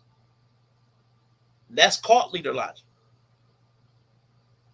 If you're speaking a language that only he speaks in the cave of Adullam, that means you can only trust him, because you'll go to the therapist and they won't understand you. You go to your family, they won't understand you, because when you use vulnerability, all of them are saying something different. You'll think that everybody around you is asking you to go be hurt. No, Bobby, I need you to be vulnerable. I need you to share with me. Why do you want me to be hurt? They won't be able to relate to people if they accept the definition that he's putting out. That's dangerous. You won't be able to trust your therapist. You won't be able to trust your wife. You can't trust your friends, because we'll be using the words wrong, because he's giving you a new context. He's not freeing men. He's building a linguistic prison and calling it their safe space. And of course, it's in Patreon. That's going to come up too. Logical design has for thousands of years associated vulnerability with threat, with exposure to danger. Real quick, man, because he is changing the words. The worst part is because men are too fragile. Now, that's sad that we're so fragile that we have to start changing words so that we're not hurt. It's so sad that we got. I hate that we've gotten to that spot. There's a lot wrong with me. You can call me vulnerable. You can call me weak. You can call me broke. You can call me a lot of things. But my God on today, that he is creating a safe space where people don't have to use words that are in the dictionary. He is massaging fragile egos, but preaching comprehensive manhood. You shouldn't have to change a dictionary to feel safe sharing your feelings. And like I said, over the last 5 years, man, we have been on women's necks about redefining, reframing, changing words, changing the context and the meaning and stuff. And now, man, we're doing it, man. It's like, now I hate to use the borrow from the women, but who's going to be the boys? Who's going to be the boys if everybody's reshaping words because everything makes us uncomfortable? What words would stand? What words are going to be okay? I don't need no man. That makes me feel bad. Be vulnerable. That makes me feel bad. I just don't. I don't know what we're going to do. If everything makes you feel bad, man, at some point you become useless. He needs to sit and have a think about his beliefs, his strength, his awesome. Yeah, it's sad. Uno reverse card. So when he's told that vulnerability is a virtue, yet his nervous system interprets it as risk, you create internal chaos, emotional conflict, rational instability, and confusion about the path Yah intended him to walk. When you call transparency vulnerability, you're not simply using the word wrong, you're distorting the very framework that guides a man's behavior, his identity, and his sense of purpose. And when the framework collapses, the person following it also collapses with it. Man. So when men are told, and he's right, which is why what he's doing is so dangerous, because he's building a framework that doesn't exist outside of his cave of Adullam, whatever it's called, cave of Abdamis, where vulnerability is a strength and men should seek it. Nobody's saying that. People are saying that you're going to have to choose, like choose to suck. You're going to have to choose to be vulnerable to someone. And they're going to try to give you the tools to learn who the safe people are, how to discern, how to build safety in people that are incidentally unsafe, people who don't have malicious intent, but maybe just don't have the skill to allow space for your emotions. Sometimes you can, hey, when you say that, it really hurts me. It makes me think blah, blah, blah. There are people that, oh, shoot, I didn't know that. I didn't know you felt that way. I didn't know it made you feel that way. I can definitely change. You can learn, but it takes you to be vulnerable to say that something hurts you. to see if people will adjust to accommodate your feelings. Be vulnerable. What they hear subconsciously is lower your defenses and become susceptible to harm. And the spirit of a protector will always resist that. And that's a problem. Because now you're protecting everybody else from your true feelings. And you're protecting yourself from having hurt feelings. So your protection has now been perverted. You're not creating safety with your protection. You're creating secrecy with your protection. Now, please don't swerve on what I'm saying. There is nothing wrong with being emotionally open. I've written 3 books about. There's nothing wrong with being emotionally open. So what? So then, what did he mean?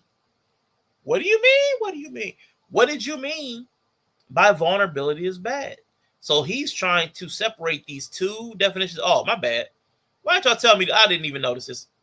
He's been there the whole time. My bad. I didn't know the definition was up there the whole time. My bad. Oh, man, that's bad. Somebody could have told me the definition was up there the whole time. Because I'm looking at the screen. I'm looking at the actual video. So my bad. Let me know, y'all. If I got an overlay on and the video's playing, maybe y'all wasn't looking either. Y'all might have been multitasking. Let me not assume. Let me be vulnerable and not assume what other people are doing, thinking, or feeling. Okay? So yeah, my bad. That was on me. I don't need to shift blame onto the audience for what I neglected to do. Let me be admit my frailty. I made a mistake as a man. And then tried to shift the blame to avoid vulnerability.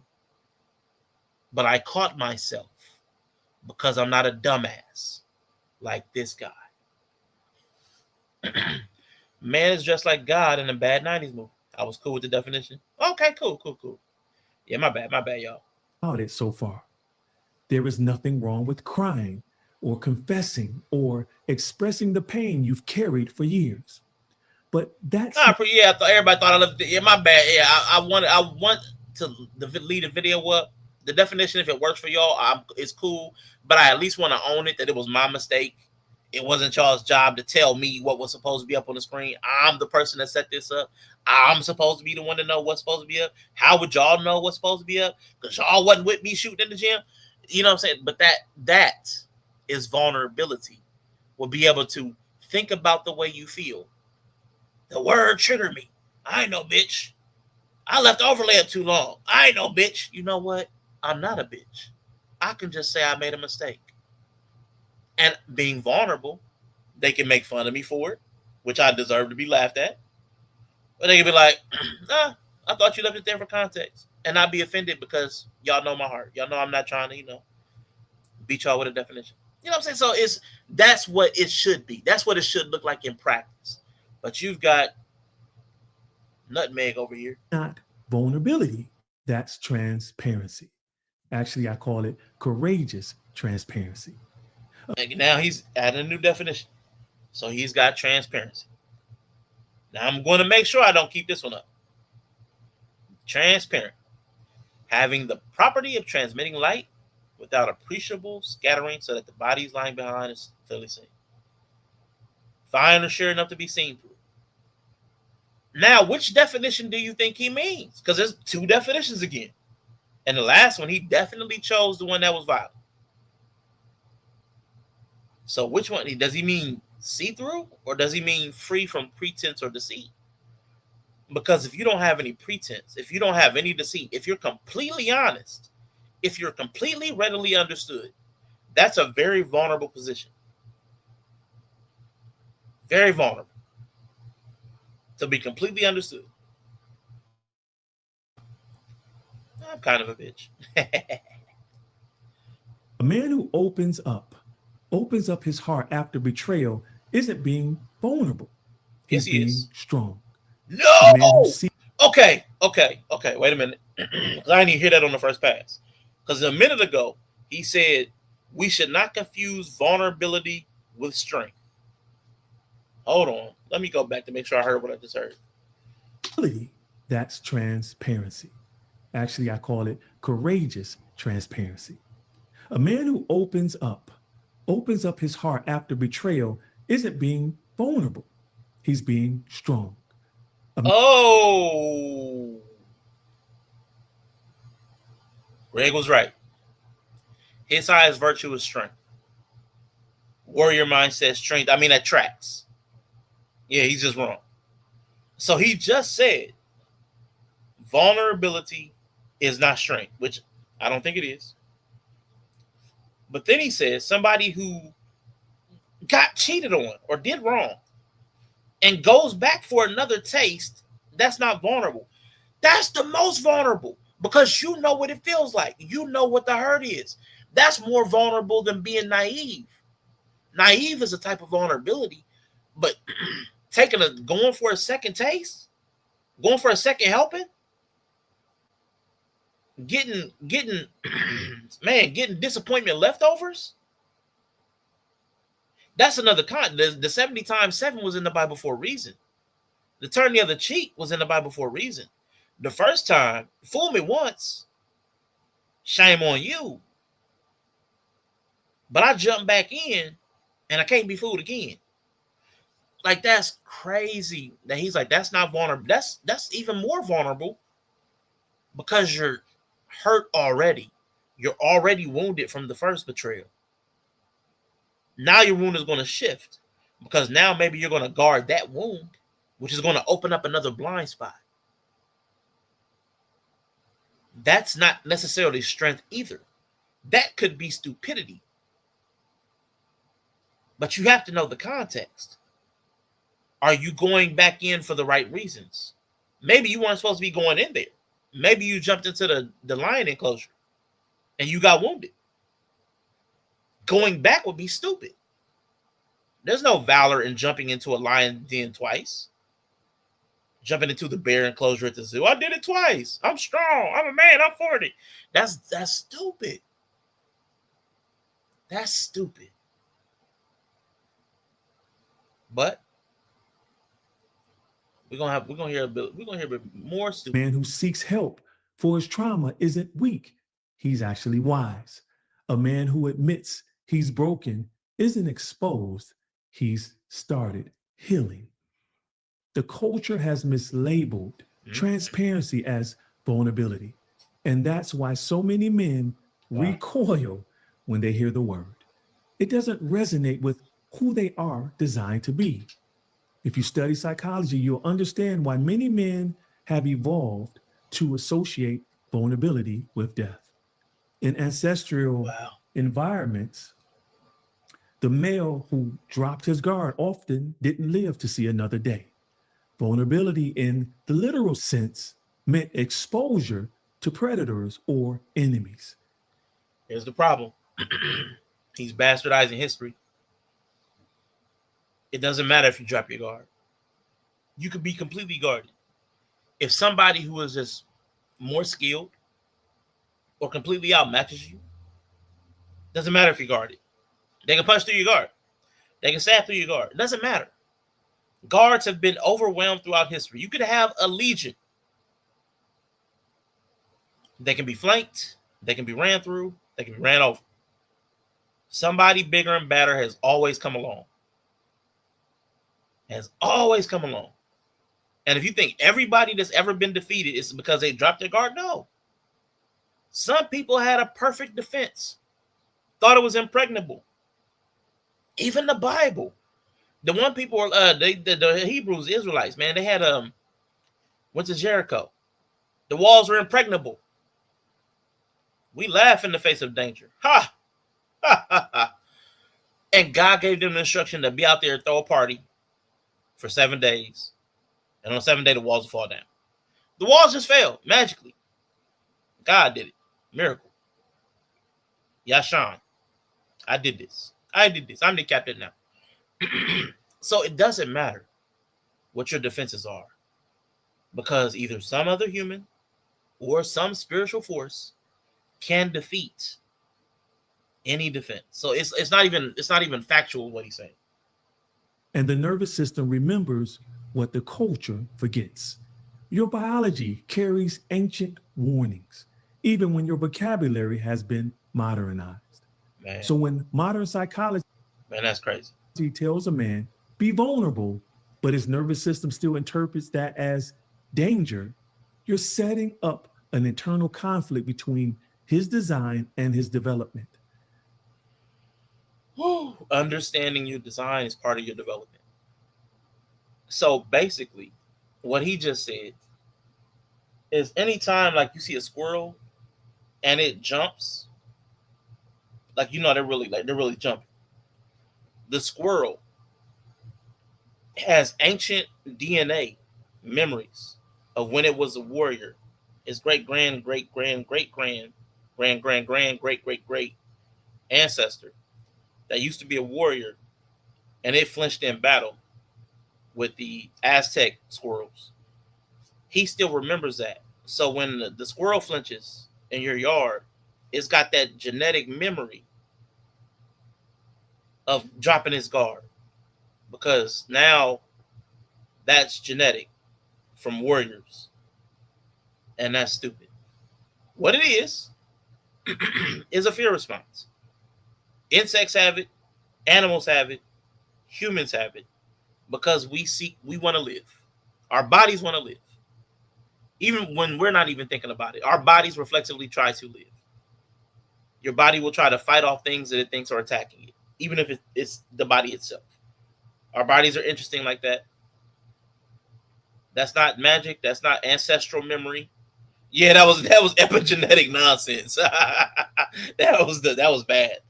That was bad. Because if it was just humans that did that, if it was just humans that had fear responses, it'd be one thing. But he just wrong. That was crazy. That's why I tell men, don't be vulnerable, be transparent. Vulnerability says you can wound me. Transparency says you can see through me while I show you who I really am. Even Yahushua wasn't vulnerable on the cross.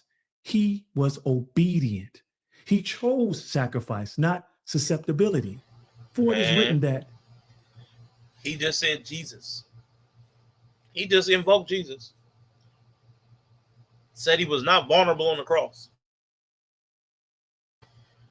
I don't know if there's a more vulnerable position than the cross. You are nailed to the cross. You have no way to defend yourself. There's nothing more vulnerable than being killed slow in front of people, mostly naked. What are you talking about? Exposed to the elements. What's more vulnerable than that, especially when you made vulnerability physical safety? Jesus was the most vulnerable. He said that no one takes my life from me, but I lay it down of myself. Yes, nobody took his vulnerability. They ain't take his cookies. He gave his cookies up for the kingdom.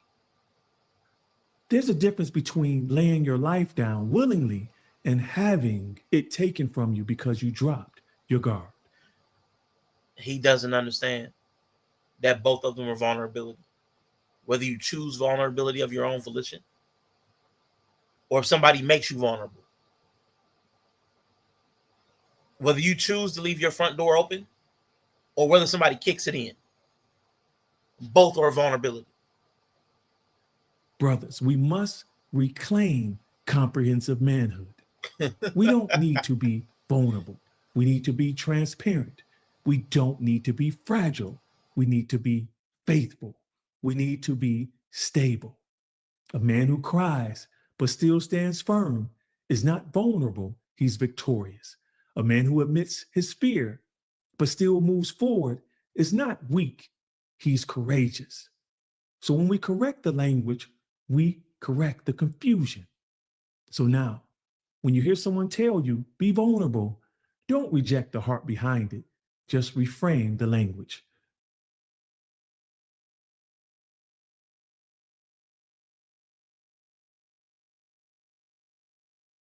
So when somebody tells you to be vulnerable, Don't reject the heart behind it.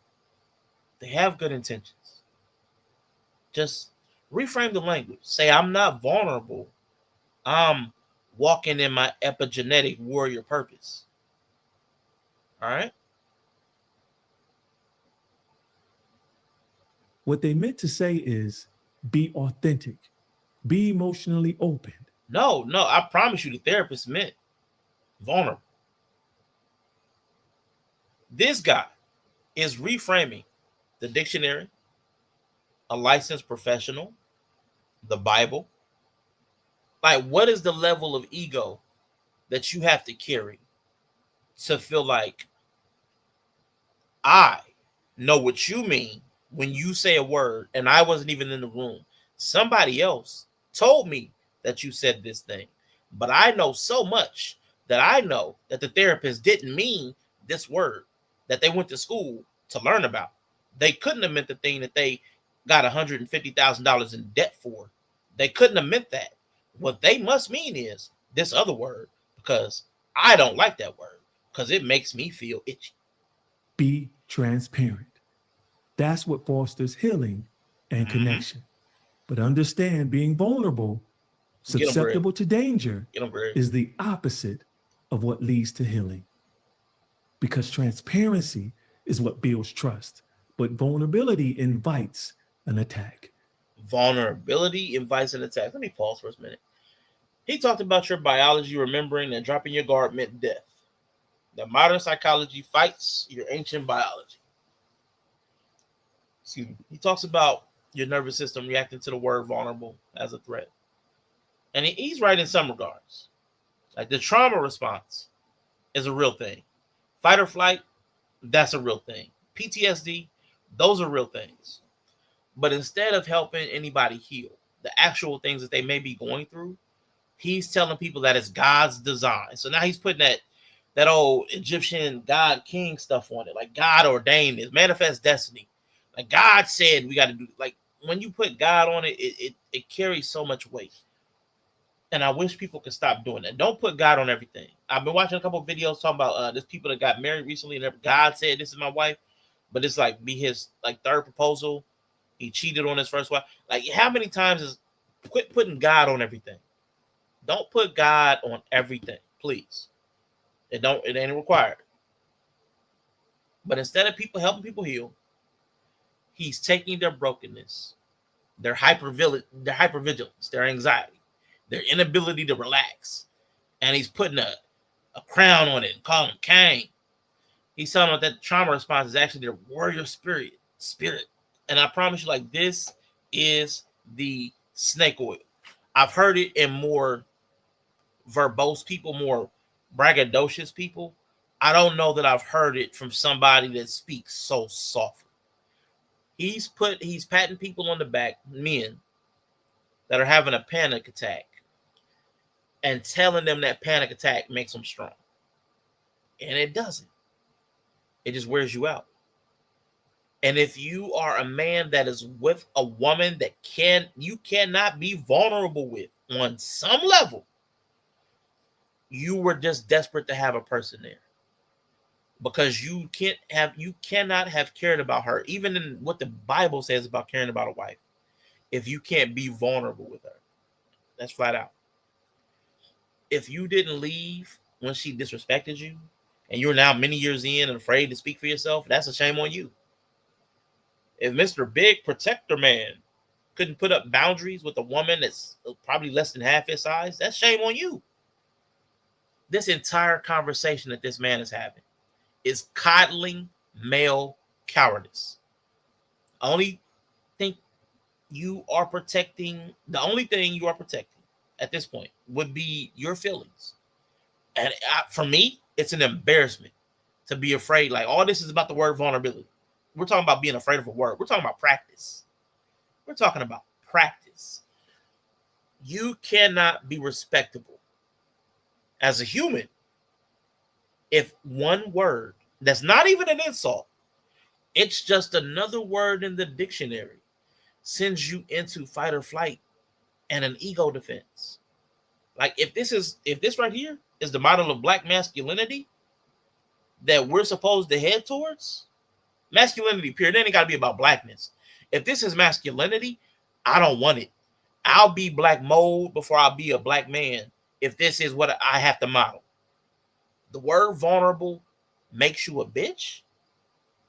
Like, you really got bitched out by a word and had to run and go tell your mans.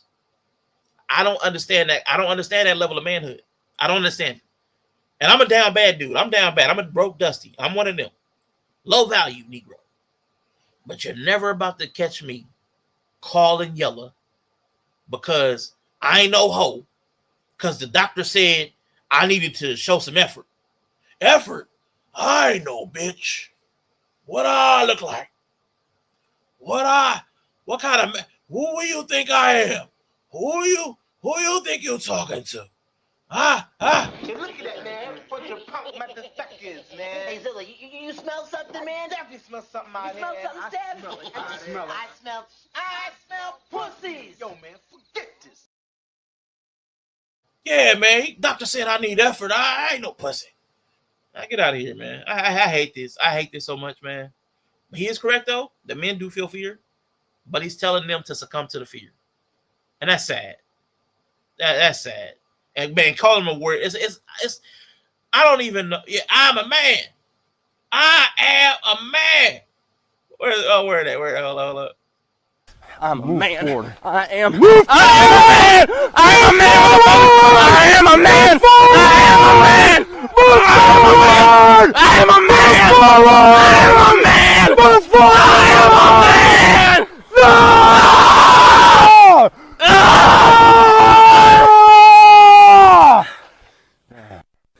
There.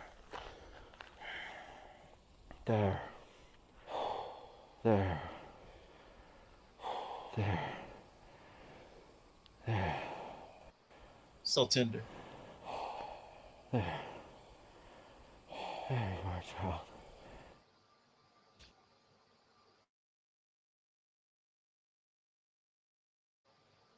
Man. God. It's ridiculous. Hey, Jesus had to come settle your account. Let me see. These religious acts always conflate you with Jesus. Then the whole point of Jesus is Jesus, and you are not. He had to come settle your account because humans were so shitty we couldn't settle it ourselves. Yeah, it's crazy word. Shags is lost. I'm sure you just got here, so yeah, it makes sense. Let me see. I'm a man. Move forward. And a hug. There you are, child. The there you are, child at the end. The there you are, child at the end. That's, oh my God. There you are, child. Oh, Lord, if you got to tell people you're a man, yep. That clip is Garrett in the volleyball scene at top. And shout out to Shags, man. Appreciate you being here. Yeah, so what I'm doing, I'm catching up on this video. Triggered me. Because he was telling men not to be vulnerable. And he's expressing how. And he's going through it. So I'm just giving counterpoints. I'm almost done with chapter 1. Therefore, when a man says, I can't afford to be vulnerable, what he's really saying is, I can't afford to be unguarded. Now, that part, I will say is valid. That last part. Because sometimes some people vulnerable. Not to be vulnerable. Let me see. I am a man. Vulnerable. Now, men should not be vulnerable. Because he is saying the humans on the planet Earth are all using definition 1 when we say vulnerable.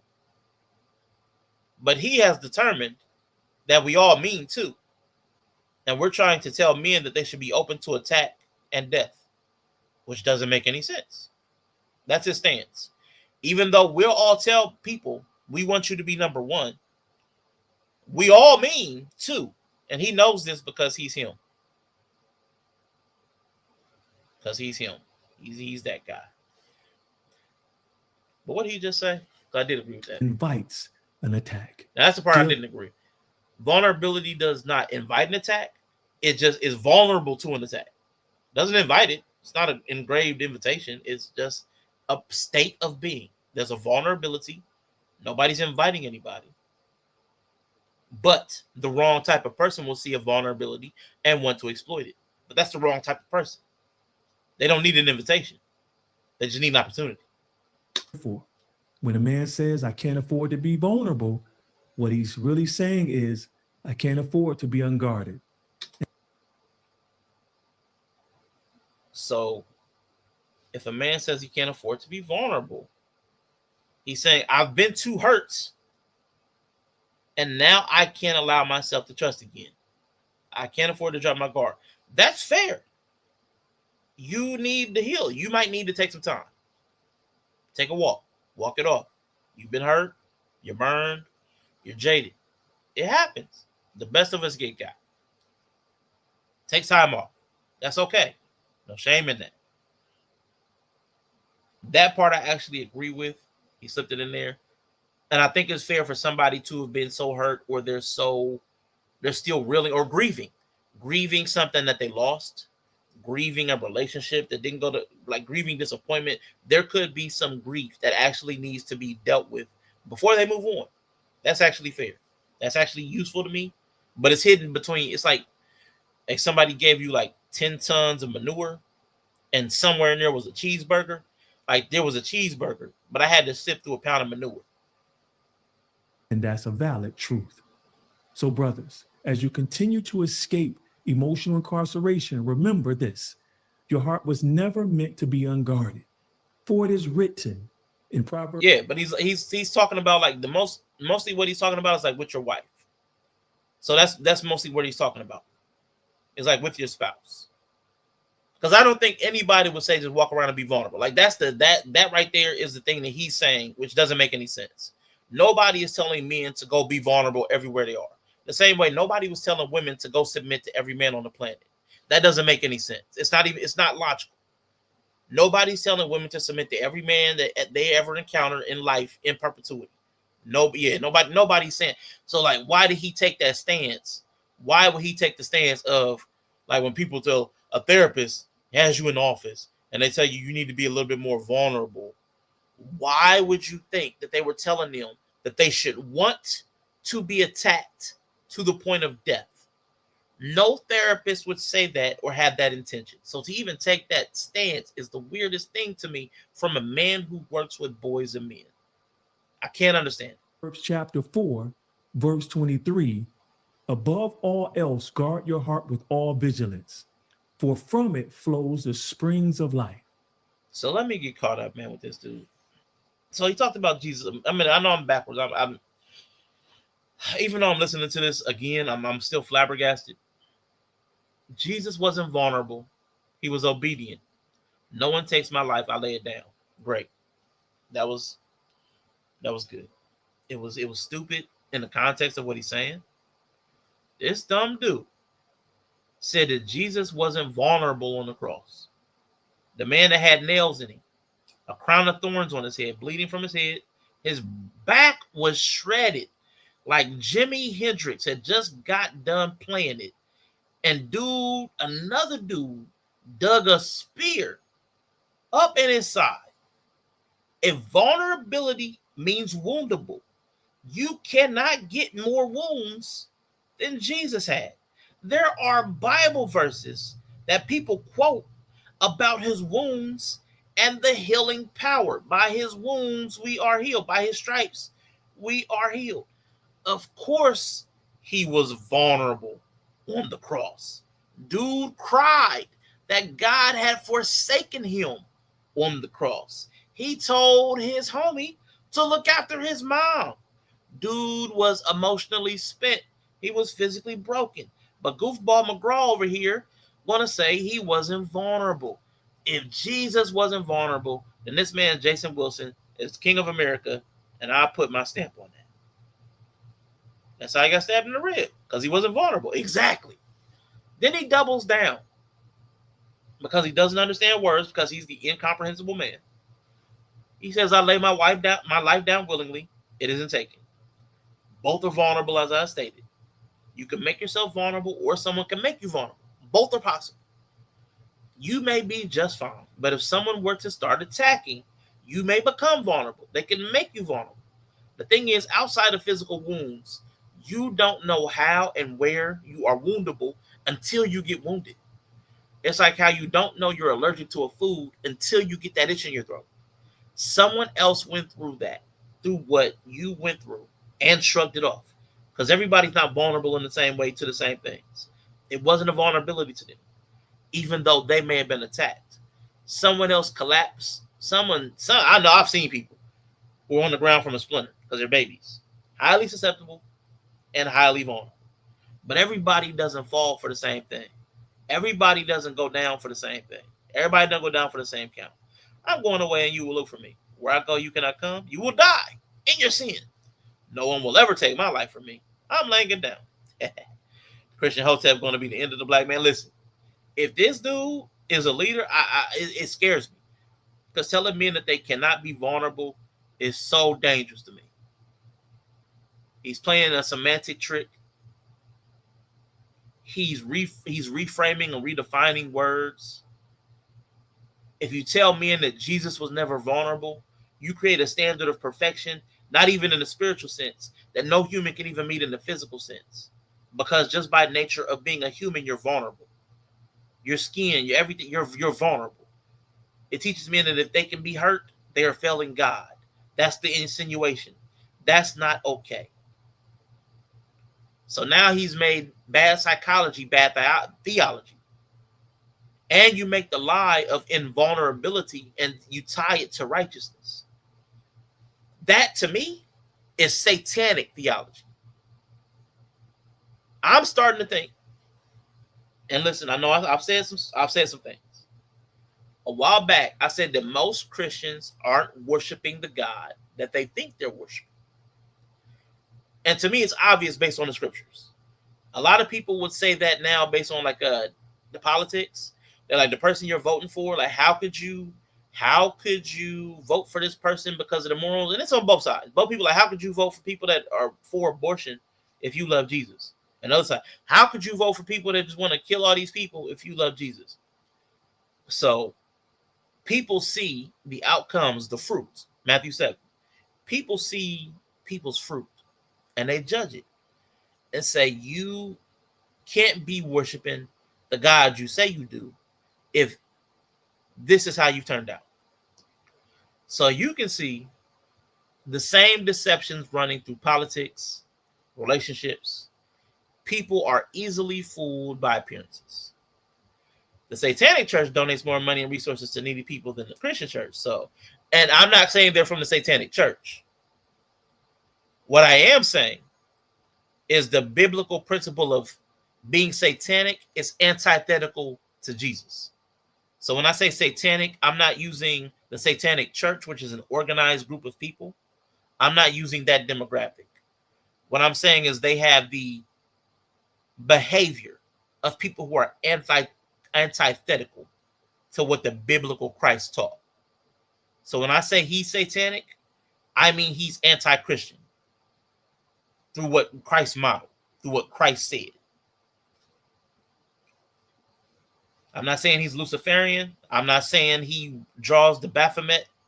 I'm not saying they have 5-pointed stars upside down. I'm not saying any of that. I'm not saying he says prayers of Satan. I'm saying that a lot of Christians believe they are serving Jesus Christ and Yahweh. They believe that. That's what they would say. But their actions are aligned against Christ. They go antithetical to Christ. Even if he was right about Jesus, he isn't. You are less than Jesus. Even if Jesus was not vulnerable, that does not mean you are not vulnerable. Yeah, you got it. So where was that? My bad. The Bible warned multiple times of people that are false prophets. People that's in Matthew 7 that say, Lord, Lord, but he doesn't even know him. People later in the New Testament, people that are doing works in Jesus' name, but the demons even recognize that we don't know you. You don't carry the authority of Jesus. What I think is that many Christians today have been deceived into worshiping Satan. Deceived into that. They think they're worshiping Jesus. I just don't think that they are. And how I'm using that, again, Satan means opposite to Jesus. Satanic is in the perversion of anything that Christ stands for. The opposite of that. That's satanic. This milk dud over here, and those women who were shaming that little girl the other day, me and Yella were talking about, were operating in the exact opposite way that Jesus told people to. Especially with the little girl, where it was like, if you become a stumbling block to the young people in Christ, it's better to have a millstone hung in your neck and being thrown into the sea. You're operating opposite, like the least of these. Jesus implored people to look out for the least of those, the people who were defenseless. If you're moving opposite of that, I call it like a satanic principle. These dudes like him, are wolves in sheep's clothing. They have literal sheep's clothing. He's in white. He's all dressed in white. They appear to be doing things that you would expect of a Christian, but then they say things that are in exact opposition, diametrically opposed to the word of God. And they will abuse scripture. He's got one on the screen now to back up what they're saying, but use it out of context or not understand it, misapply it like he did with Adam. That's how Jesus himself was even tempted by Satan. Satan used scripture in a context that did not apply to that situation. So that's my theory. They aren't drawing pentagrams. They're not wearing goat heads. I'm just saying that if Christianity were Coca-Cola, you would hear them say caramel coloring and flavoring and sweet and it's cold, refreshing. But when you took a sip, you know it to be Pepsi. That's the ops. And for many people, the difference isn't that major. But if you work for Coke, it kind of matters because Pepsi wants you out of business. G. That's what I'm talking about. And I think that's real. Kindness is the highest Christian virtue. Innocent. Demon talk. Jesus told us to lead a church, and since he said 1 billion churches have been built and people flock to church, that's real. That's real. Jesus was trying to tell people, like, hey, listen, you keep falling into these rigid rules and this structure, and it's not the heart of God. Yeah, they're going against what the Bible. He literally distorted the account of Jesus and Adam since we've been here in the 9-minute video. He's distorted both of those Bible stories to fit his narrative, perverting the stories of Adam, the first man, and Jesus, the second man. You know, one who was responsible for the fall and one who was reclaiming that and fixing that. He's perverted both of those stories, those pivotal stories, the anchoring stories of the Old Testament and the New Testament. He's perverted both of those stories into changing vulnerability in one video. How could you accidentally do that much misappropriation of text? Accidentally in 10 minutes. I don't know. So like I said, either this dude is dumb, either this dude is complete dumb, or he's a grifter and he's doing all this on purpose. Because it's hard for me to believe this is an accident. I started with the premise that he was an idiot. But as I kept researching, man, listen. He said, how are giving money to the church to become people's resource, and the church is not helping these people. Facts. You play that I'm a man and I'm at work. Man, we got fired. I'm a man. They're their child. So, my brothers, guard your heart by not being vulnerable, but don't hoard it by not being transparent. Share it wisely with humans, but offer it to Yah, the Most High, fully, because he's the only one who can handle it without hurting it. As always, I hope this video encouraged you. If you would like to be notified, I'm a man. I got you. I got you. Yella, where you at? Come here, man. I'm a man. Forward. I am a man. I am a man.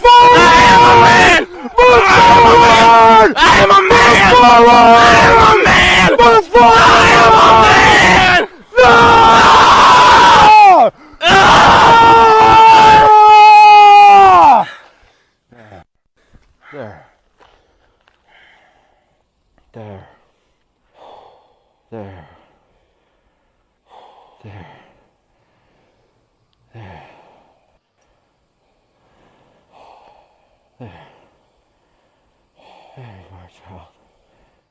Jesus Christ. I mean, this is some shameful shit. Whew, it is, man. What's wrong with you? What's wrong with y'all? You niggas are crazy. Is I'm glad they cut the camera before they started making out, man. Listen, the embrace, come on, man. See, that's what they be doing in the cave of Adullam. They don't want you to be vulnerable. They don't want you to be vulnerable with your wife. or your family, they want you to be vulnerable with these men in the cave. Hotep, devil, and Jesus. Man, come on, man. It's crazy. I would have never thought this of Jason Wilson. I don't know what branch of theology he comes from, but the way he misinterprets everything that I've heard him say in this one video is strange to me. When I upload another one, hit that subscribe button and turn on notifications. Here we go. But if you're ready to go deeper, if you're ready to go deeper, I can go deeper, baby. You want to be trained by me and walk shoulder to shoulder with a community of brothers seeking to become comprehensive men, then join my Patreon brotherhood. Oh, Patreon brotherhood, man. Put a pin in that, y'all. Put a pin in that for your memory, because I'm coming back to that. In chapter 5, I'm coming back to that with some funny stuff. I mentioned it before. The link is below in the description.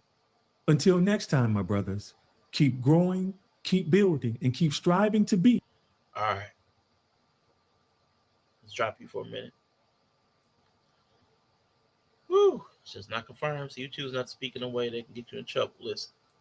Spook who sat by the Patreon, man. Listen. That video, man, blew my mind when I saw it. I just did not expect that of Jason Wilson. I would have counted myself as a fan.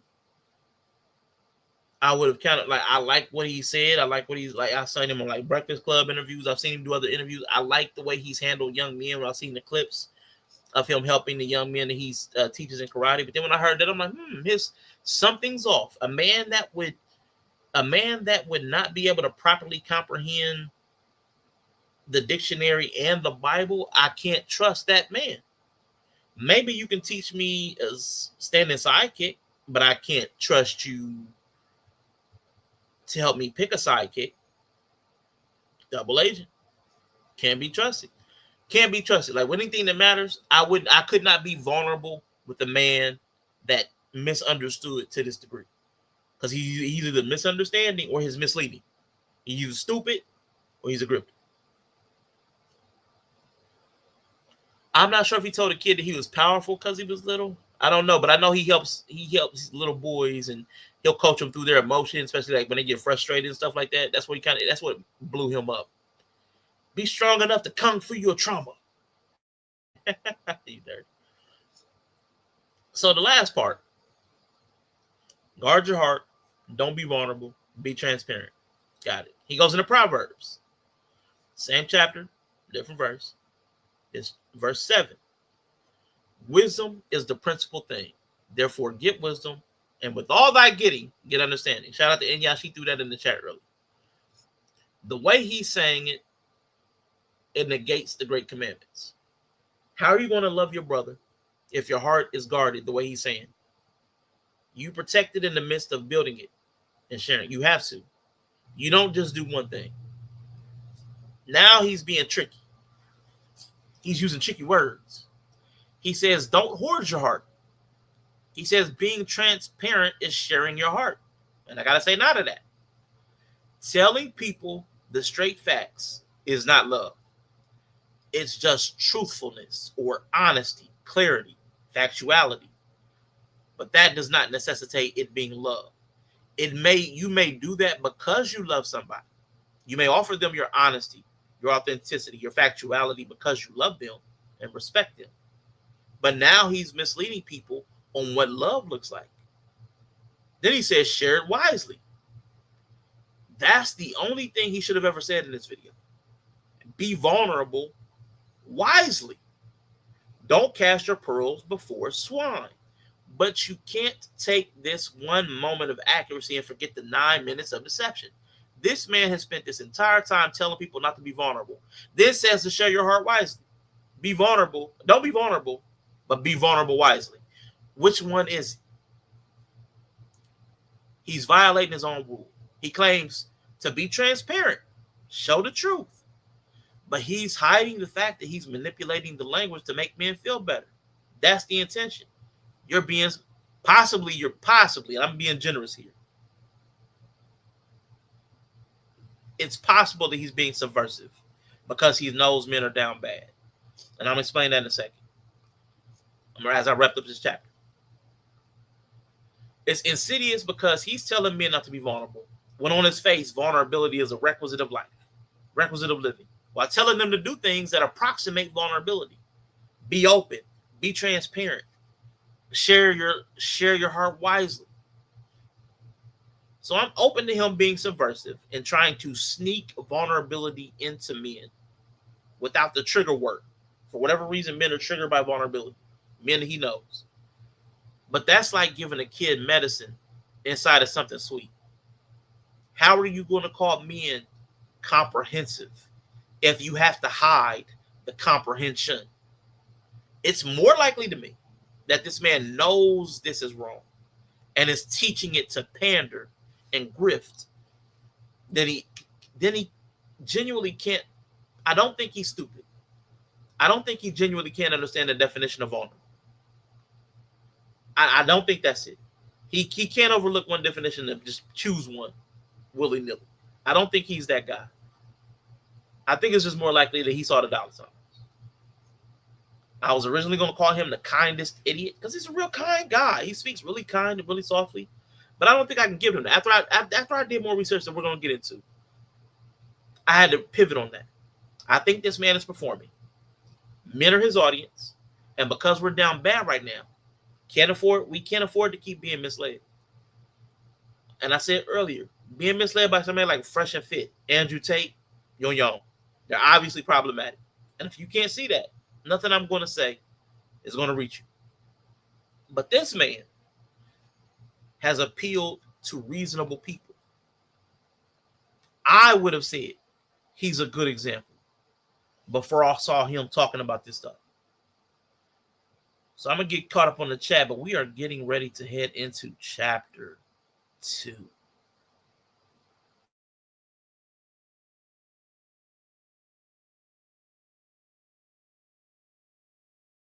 Blow my nose real quick. My bad, y'all. My bad. I'm a man. All right. So I was in the chat under this video, and I left a comment. As I'm often, I might be found in the comment section or two, here and there, hither and thither. Being transparent, but not vulnerable.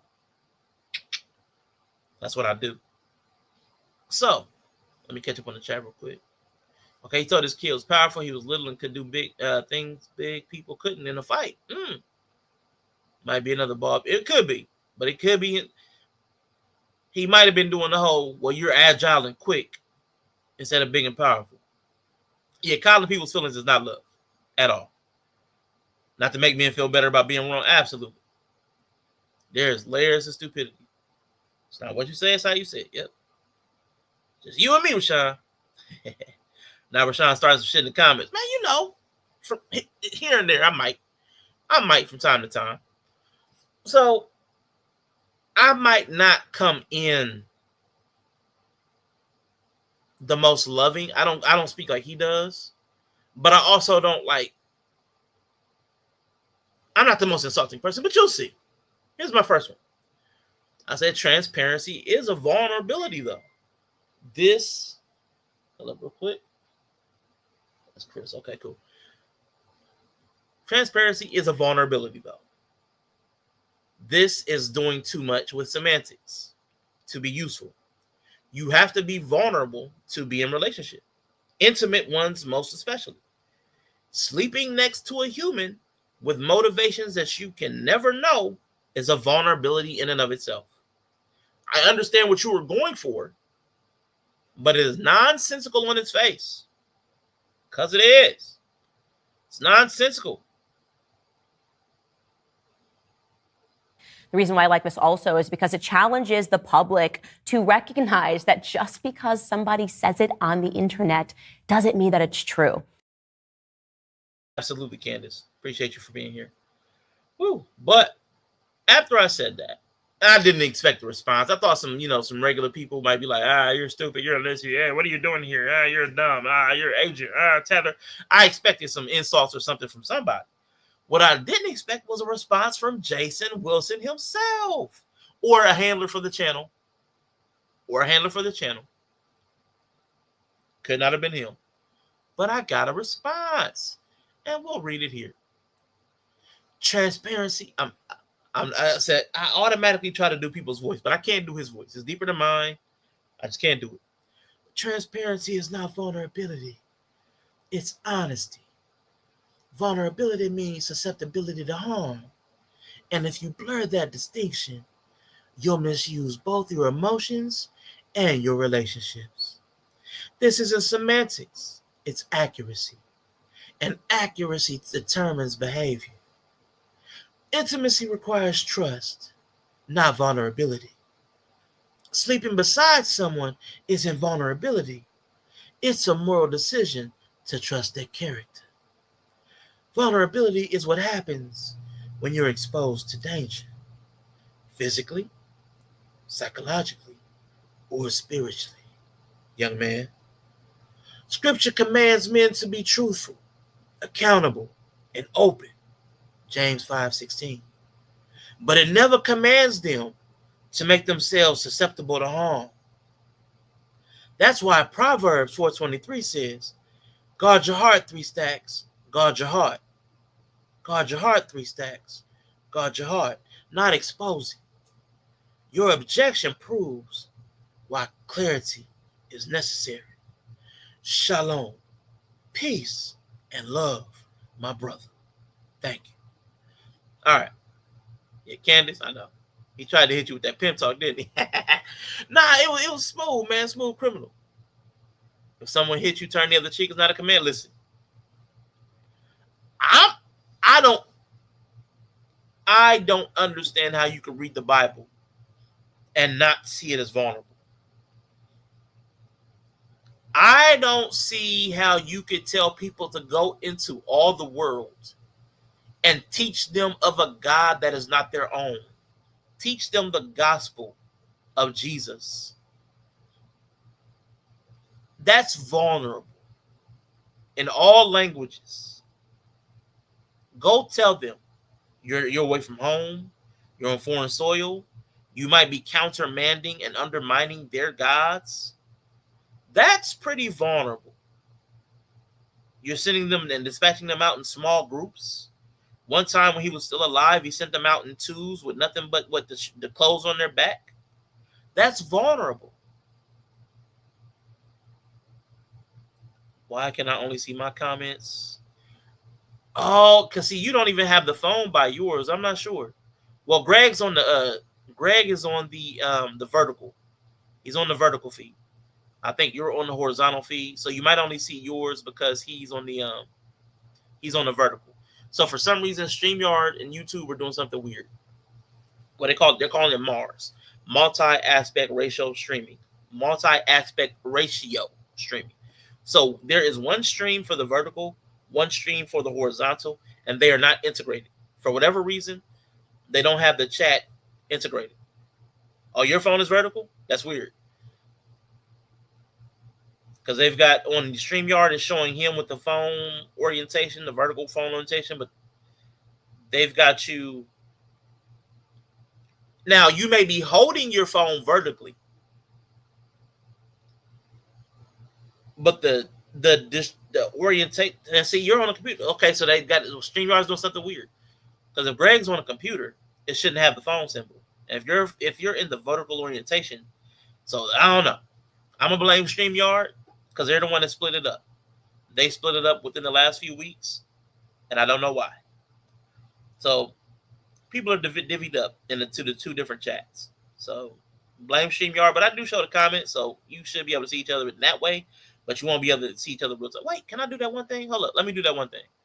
Show comments on stage. Boom. So at least you'll be able to see them there. Let me see, maybe I need to make it bigger. Bam. There we go. So even though you're not in the same chat room, at least you'll be able to see them on the screen maybe when they come into the different orientation. I'm not sure, again, why they split them up like that, but they did. They did because they love us. They love us so much. So that was his response. And to me, again, it was full of error. But I'll respond it one last time. Now, with respect. Hold on, I can't even.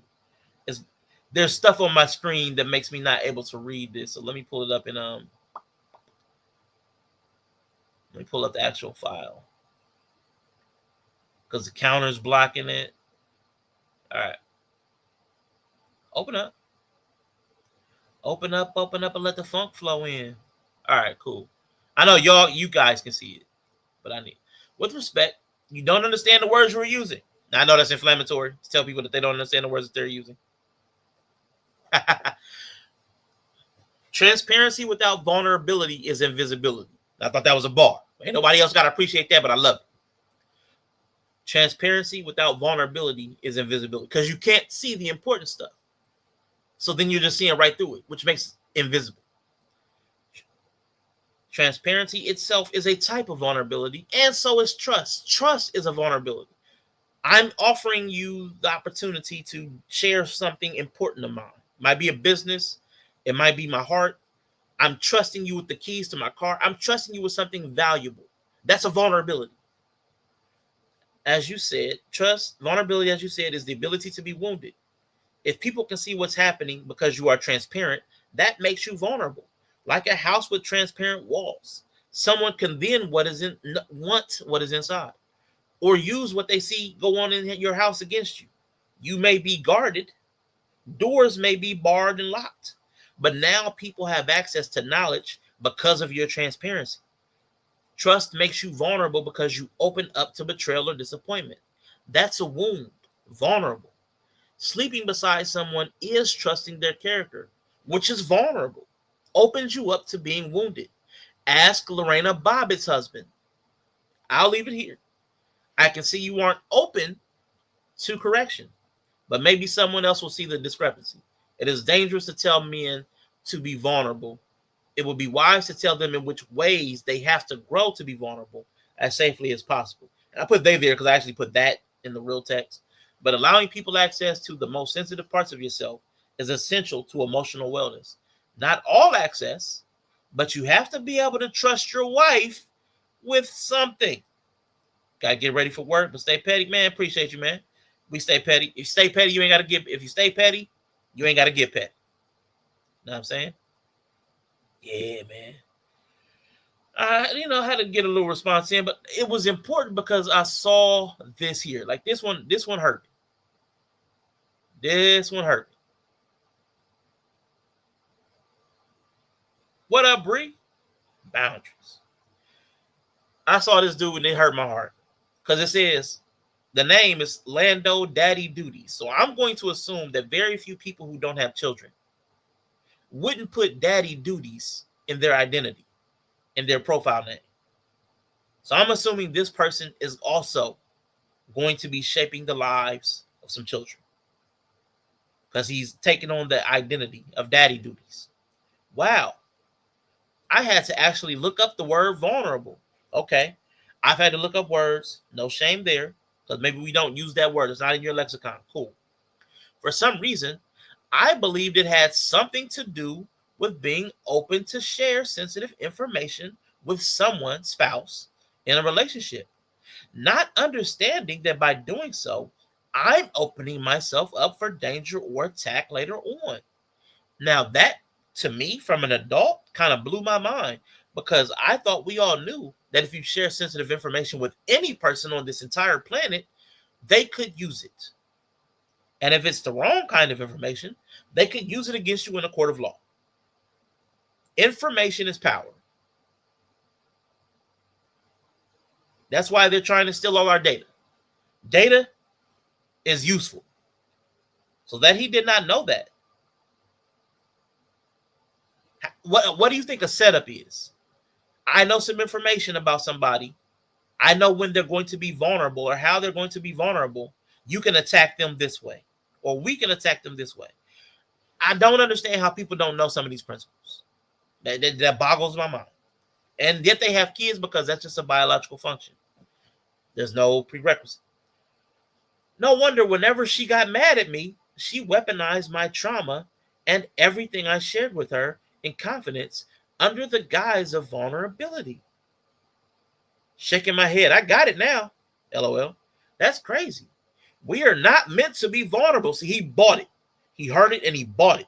We are not meant to be vulnerable, but transparent and guarded. I received that. Dude just took it in. Pause. Pause, pause. Big pause. Dude just accepted it.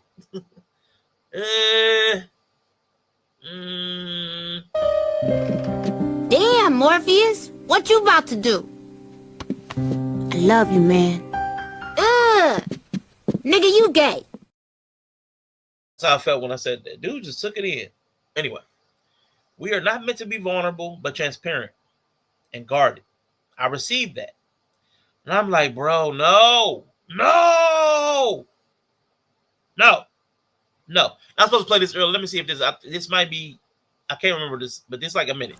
If the source, the internet source, tells you how you should feel about information, in that case, they are handing you their opinion on the expectation that it will become your opinion. Instead of finding sources that contain objective information, then you assimilating that, digesting it, and then forming your own opinion, independent of people coming at you with their opinions. It may be that the person says things that resonate with you. I never thought about it that way. I agree with that. That feels good.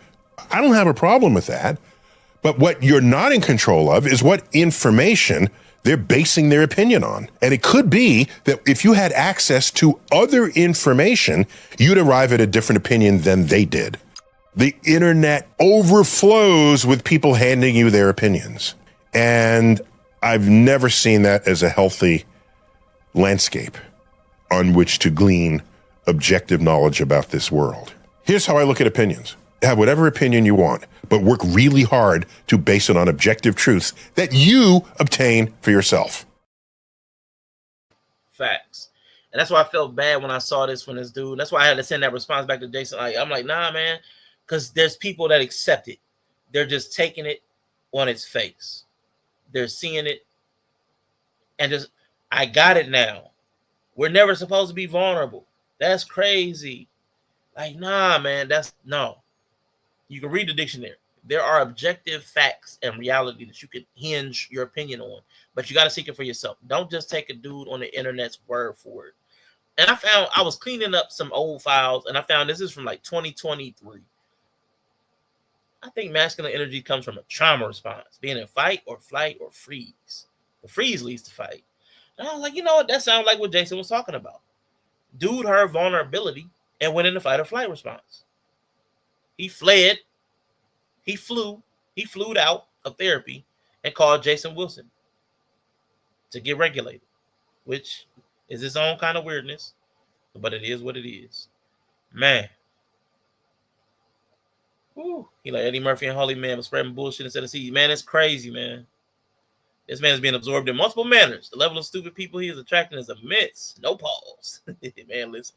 Shout out to Bree. I think I said what's up. My bad. Shout out to you. I know she working. Yella's on his way to work. Woo! All right, so that is the end of chapter 2. I just told you, man. Some of these chapters are short. Chapter 2 is short. Let me leave this up for a quick minute so I can catch it, so I can do the timestamps. Chapter 3.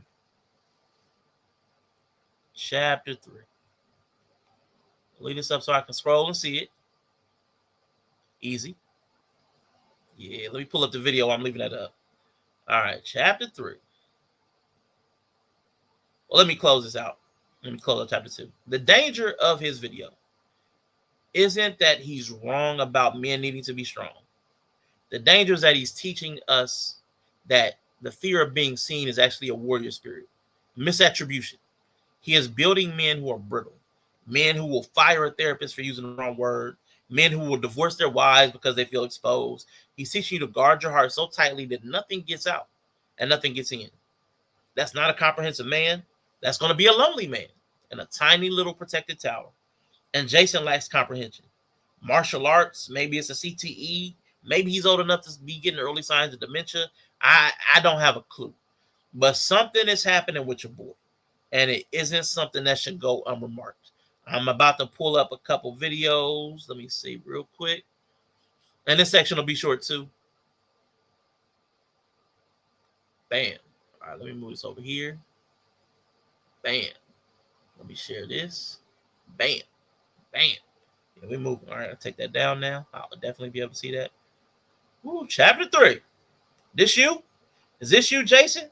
Is this you? My boy. Now, this was, I want to say, just a couple years back. 1 year. 1 year ago. Let me refresh. That's what starts from the beginning.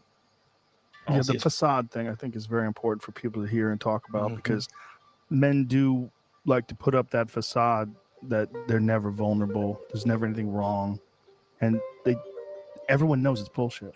I try to be a healer for boys and men to help you work through what's hurting, to get you past this facade of just always being strong. You know, some of the greatest fighters in the world. No one can be strong all the time. Right. You know, we'll say to each other, stay strong, bro. We're subconsciously telling each other that when you feel weak, something's wrong with you. You're not tricking anybody. Yeah. You know, you're posturing. And when you're posturing, it's really a weakness. There's more strength in just being who you are.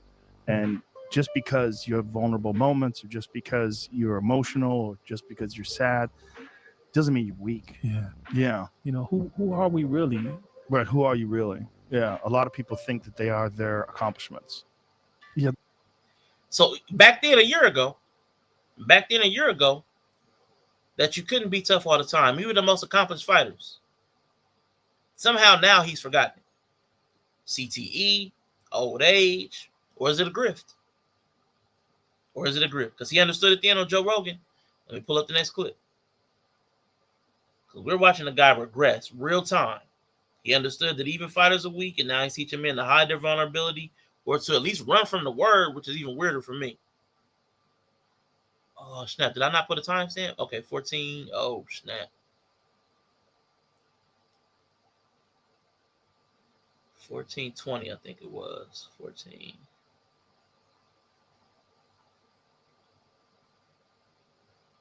Yep, 14:20.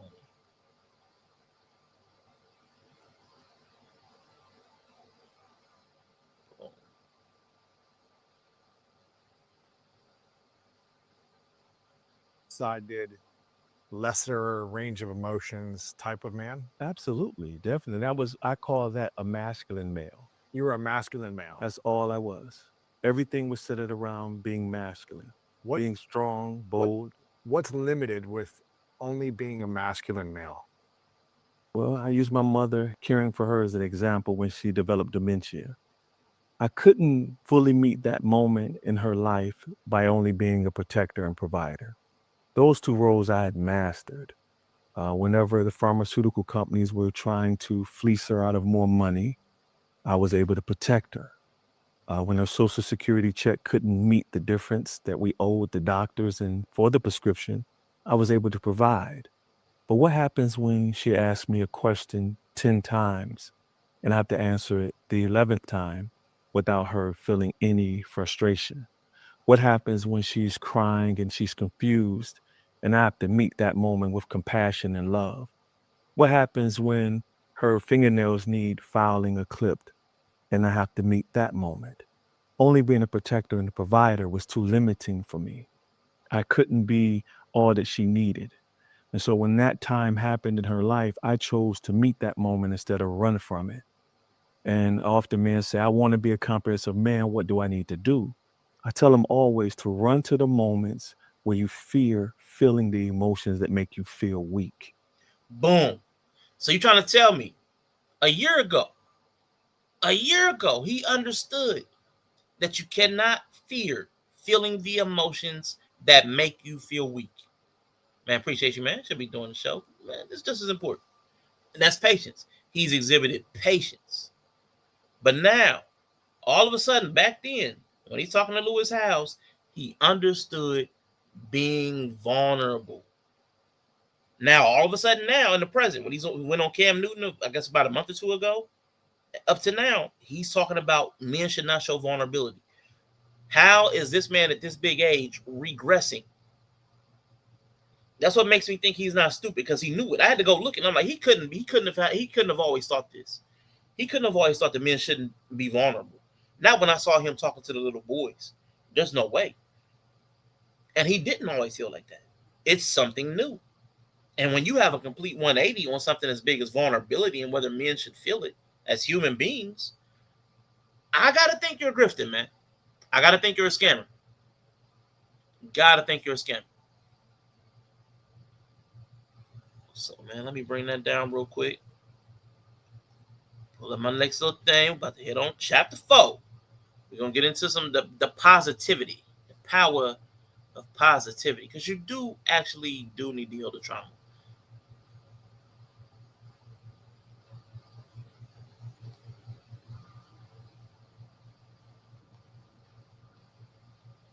All right, let me get the timestamp. It was 49:11. Bam. Boom. Got that. Share that. Expand that. All right, cool. Now, this is Professor Odie. He is got one of them degrees or whatever. One of them degrees that, he put professor, doctor, all that good stuff. He's pre-licensure, so he hasn't gotten his full hour CEUs, whatever they need. I can't speak to it. He does a whole spiel on it in the beginning of his videos or something like that. But, this is him. There we go. I got about 60 seconds on this real quick. I accidentally scrolled up. Boom. Because what women are doing is emotional manipulation, and what men is doing is psychic suicide. We need to stop this on both sides. Right? But black men specifically, this is our generational curse to break. It is ours.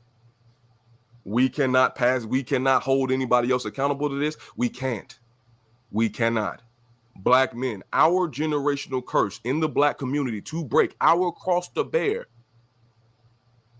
is the removal of this idea that expressing love or expressing vulnerability with black women is not masculine.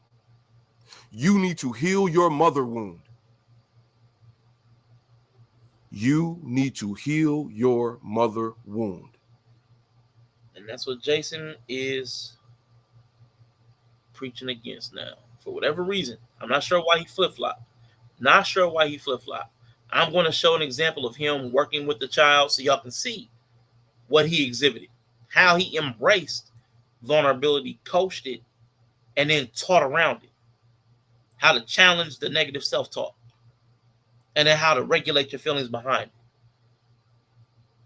it. I thought this was beautiful. Step forward. Take your time. Yeah, stay there. Good. Zeus, come on. Step forward. You didn't move. You got to step forward. Right there. We ain't going all the way back. We're getting late. Come on. Zeus. Put them hands up. Zeus. Step back with your right leg. Switch your feet. Step back with your right leg. That's forward, son. Look at me. Watch this. Stay there. If this is my left leg, I'm stepping back. Hands up. There you go. Zeus. Step back. No, we're working on coordination. That's why it's hard. Let's go. What you crying for?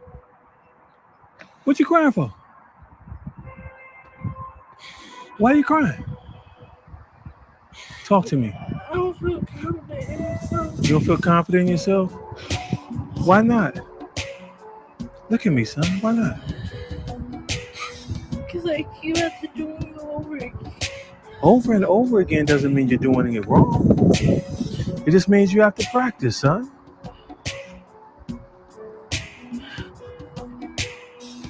Have I yelled at you? Have I done any of that? You haven't done this before. Remember what I said about Einstein? He's on record as being one of the smartest men ever to exist. He says it's not that I'm smarter than anyone, it's just that I stick with problems longer. So in this case, it's not that he understands how to move his hands and feet better than anyone. It's just that I keep trying over and over again till I get it. You understand? All right, get your hands up. Y'all did not give you a spirit of fear, did he? Spirit of what? Power, love, discipline, right? Let's say self-control. Yeah, so you got him through it, man. Compassion and patience. But he held space for the boy to be vulnerable. He held space for vulnerability and spoke to the vulnerability because it didn't need to become an insecurity. I am going to bring up, I'm going to skip that video because we already 2.5 hours in. I'm going to skip that one. It's 3 minutes, but it's still. I want to show a couple of people talking about, a couple of different people talking about the difference between vulnerability and transparency, because that was a big sticky point. Vulnerability, transparency. Vulnerability, transparency. He kept on that. He kept on that. So I want to hit this. Yep, patience, compassion, understanding. Didn't manipulate. Didn't shame him. Actually coached him up and said that not getting it right is normal. This is your first time doing it. Don't be harder on yourself than you should be. It's illogical. Your feeling is telling you that you're wrong, but you're right where you need to be. You're learning.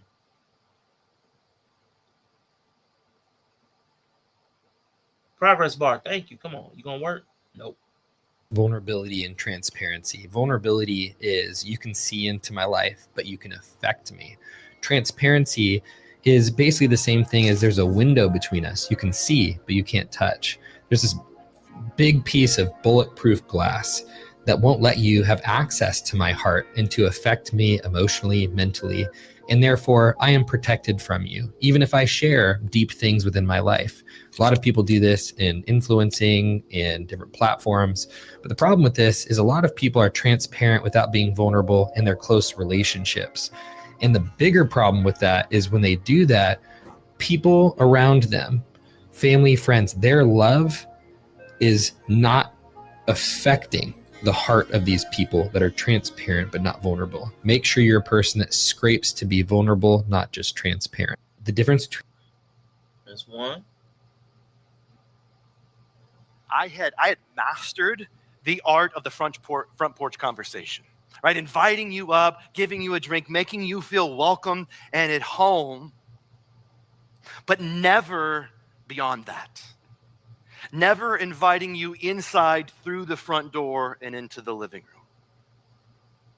See, I had mastered transparency, but I avoided vulnerability. And those couldn't be any further from each other. They couldn't be any more different. Transparency is sharing something you don't know about me. It's apparent.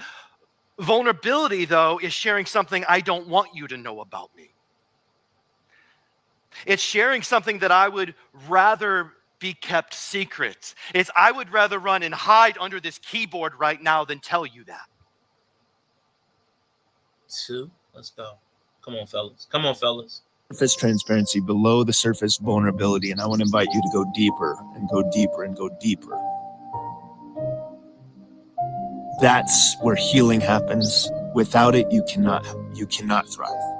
Man, the last 8 years of my life, as I've opened up those doors and invited men into those spaces and invited my wife into those spaces, that's where I've begun to experience healing and wholeness. We're broken, right? We're fractured. But that repair can begin to happen when we invite safe people into those depths. On top of the surface transparency, below the surface vulnerability, and I want to invite you to go deeper. I appreciate and go you. deeper. Appreciate you, sir. Appreciate you, sir. Is making yourself susceptible to harm. The vulnerability is making yourself susceptible to harm. The willingness to be emotionally open, honest, and exposing some part of you. Transparency, on the other part, is just really referring more to openness, providing a level of clarity about your intentions and where you stand and what you aim to do. On a business standpoint, it could be even from data or strategy or things of that nature. So it's more of a, hey, let me give you access to this information about what I'm about to do. Transparency. Vulnerability, on the flip side, is finding the courage to say, this is something that I worked really hard to bury, but here, let me open this casket and show you what I put in there. That's what I wish he could have gotten to. I'm not sure why, man. I'm not sure why he felt the need to almost demonize vulnerability. because vulnerability for deep connections is necessary. And you do have to have courage to be vulnerable. It is a skill that you develop, because you also have to develop discernment, because you can't be vulnerable with everybody. And you can't worry about the places that you don't know that you're vulnerable. You just have to do your best to be protected and safe at the same time. The perceived message is always social and of the masses. All of these ideas are based in personal and private relationships, yet perceived socially or of the group. There's a lot to do with the bull of a public perception, if you will. Yeah, it's because, like you said, it's interpersonal, but we talk about it very generally, and it's hard to do because we're not seeing it, and it looks different between each dynamic. Like you and Courtney is going to look different. How transparency and vulnerability is going to look different between you two, between me and somebody in my life, and then between Yella and somebody in his life. And even within our lives, transparency and vulnerability is going to look different depending upon the relationship. Me and my homeboy going to have a different level of transparency and vulnerability than me and my mom, or me and a woman, or me. There's going to be different levels to it. So, I mean, all of that's valid, completely valid. And having the public conversations is difficult because we're not bringing real examples to bear, except for things that people have recorded for social media, which means they could be contrived, they could be manipulated. You know what I'm saying? So it's really difficult to get the truest example. So that was chapter 4, man. We are too big. Chapter 5, man. Nigga, please, man. This dude. Woo, man. Let me leave this up for the timestamp so I can find it quickly, so I can, quickly get to timestamps later on. So I'm skimming. It's up long enough for me to see it when I'm moving fast. Man, appreciate you. All of this is a false reason to not go to that's a bad reason to not go to therapy. The word vulnerability can't be the reason that you stop going to therapy. That's the most embarrassing piece of this. There's some dude that walked out of therapy like, I ain't no bitch. That's weird to me. All these topics are ones that are dealt with absolutely. And there are different types of therapy that tackle different things with different modalities or different ways. So, like, therapy is not just one thing. I wish he would have had a comprehensive man would have had a more comprehensive approach to a dude leaving therapy worried about being vulnerable. Like, I'm really disappointed that this man came away with, that's righteous. You walked away because it's in conflict with your warrior spirit. You're not supposed to be vulnerable. Adam wasn't vulnerable. Jesus wasn't vulnerable. Epigenetics, you got trauma locked in your genetics that don't make you want to be vulnerable. All right. Ooh, hold up.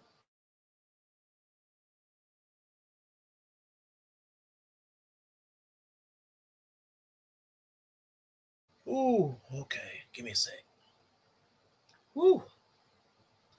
Let's get into a little woo. Little bonus time. Where's that?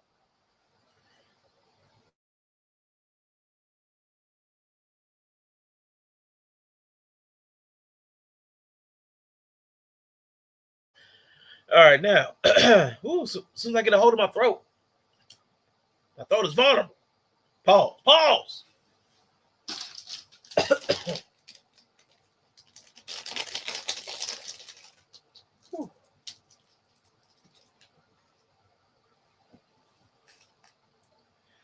I had to give me a cough drop. Man, throat lozenge. Woo. All right. Now, other than transparency, I have not really had too much of a problem with Jason Wilson. Now, it's transparency is a big issue. Telling men that they should not be transparent. That's a pretty big issue for me, conceptually, philosophically. But I don't like no pause. Pseudo religious people. They typically rub me the wrong way because they'll pretend to know more than they do about the religion. You meant it, but not like that. So this guy is also one of those people. Listen to what he says and what Jason Wilson does. He was on the Cam Newton show recently. Cam Newton does a sign at the end of his show with every guest. They're going to show it, and they're going to make a claim. Believe it was Cam Newton. He was trying to get the brother Jason Wilson to do a ritual, and what you're about to see, like I said, guys, a lot of people are not going to be able to see it. It's a demonic spirit on Cam that's going to manifest. Guys, open your eyes. It's going to look similar like this. We got your camera or my camera right here, your camera right here, our camera right here. It's going to be one finger, then we're going to add the pinky, then add the thumb, and when I say all together, we're going to say what? One love. You ready? Here we go. One finger. You got to do it with me, brother.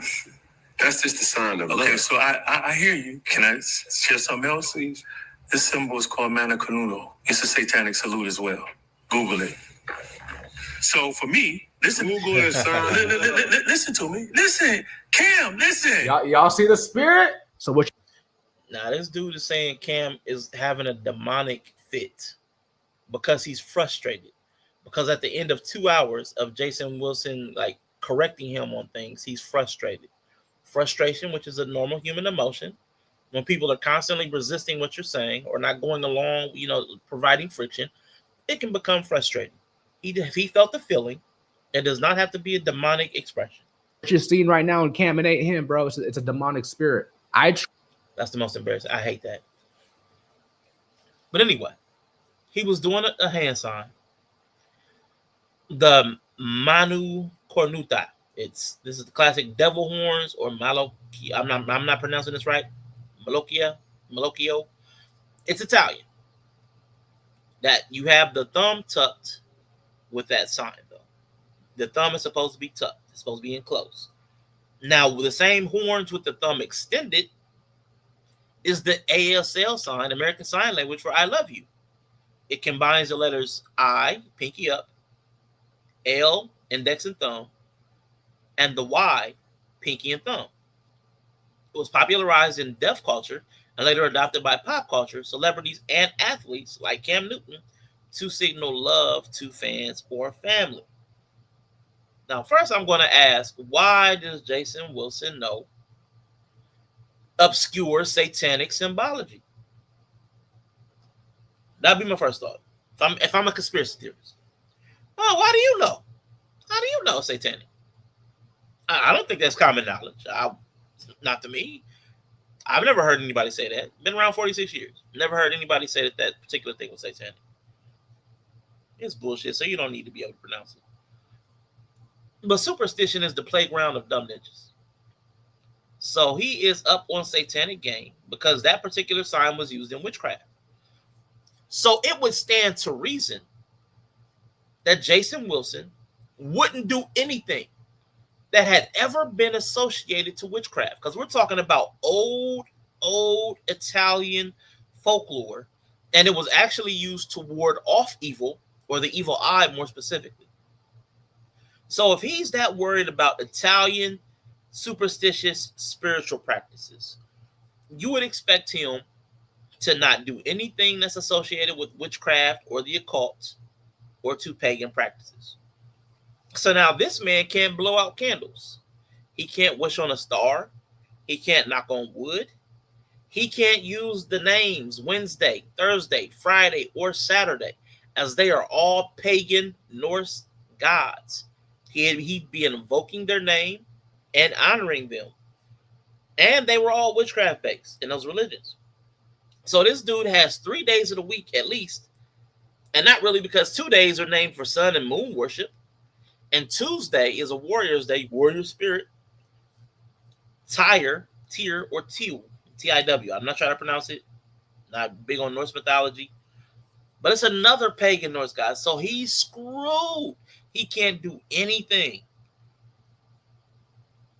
Well, Hotep teachings teach you to know these symbols. Know your enemy. Yeah, they do. But then you need to know all of them. If you're going to be out here like this, you need old Italian Catholics, to be more precise. Our religion is a cult. Yes, but from their perspective, from inside the religion's perspective, theirs is sanctioned. Everybody else is an occult. Everybody else is pagan. But I'm ordained by the one true God, or the three true gods, or the seven true gods. But let me pull this up. Which video is this? This is just first for the hand sign. This is just for the hand sign first. How do you say I love you in sign language? Oh, okay. So it's just sign language. We only have a couple of ways that we only have 5 fingers. So it stands to reason that several hand gestures may resemble each other. So it's I love you. It's legitimate in ASL in America. American Sign Language, it means this. To old Italian Catholics, it means something different.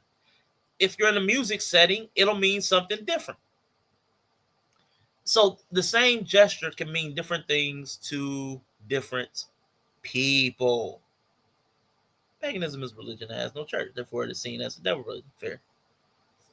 So the gesture itself is fine. It's currently used in ASL. If you want to get rid of everything that's ever been tied to something that you would deem heretical, blasphemous, pagan, occultish, you're going to have to get rid of a lot of stuff.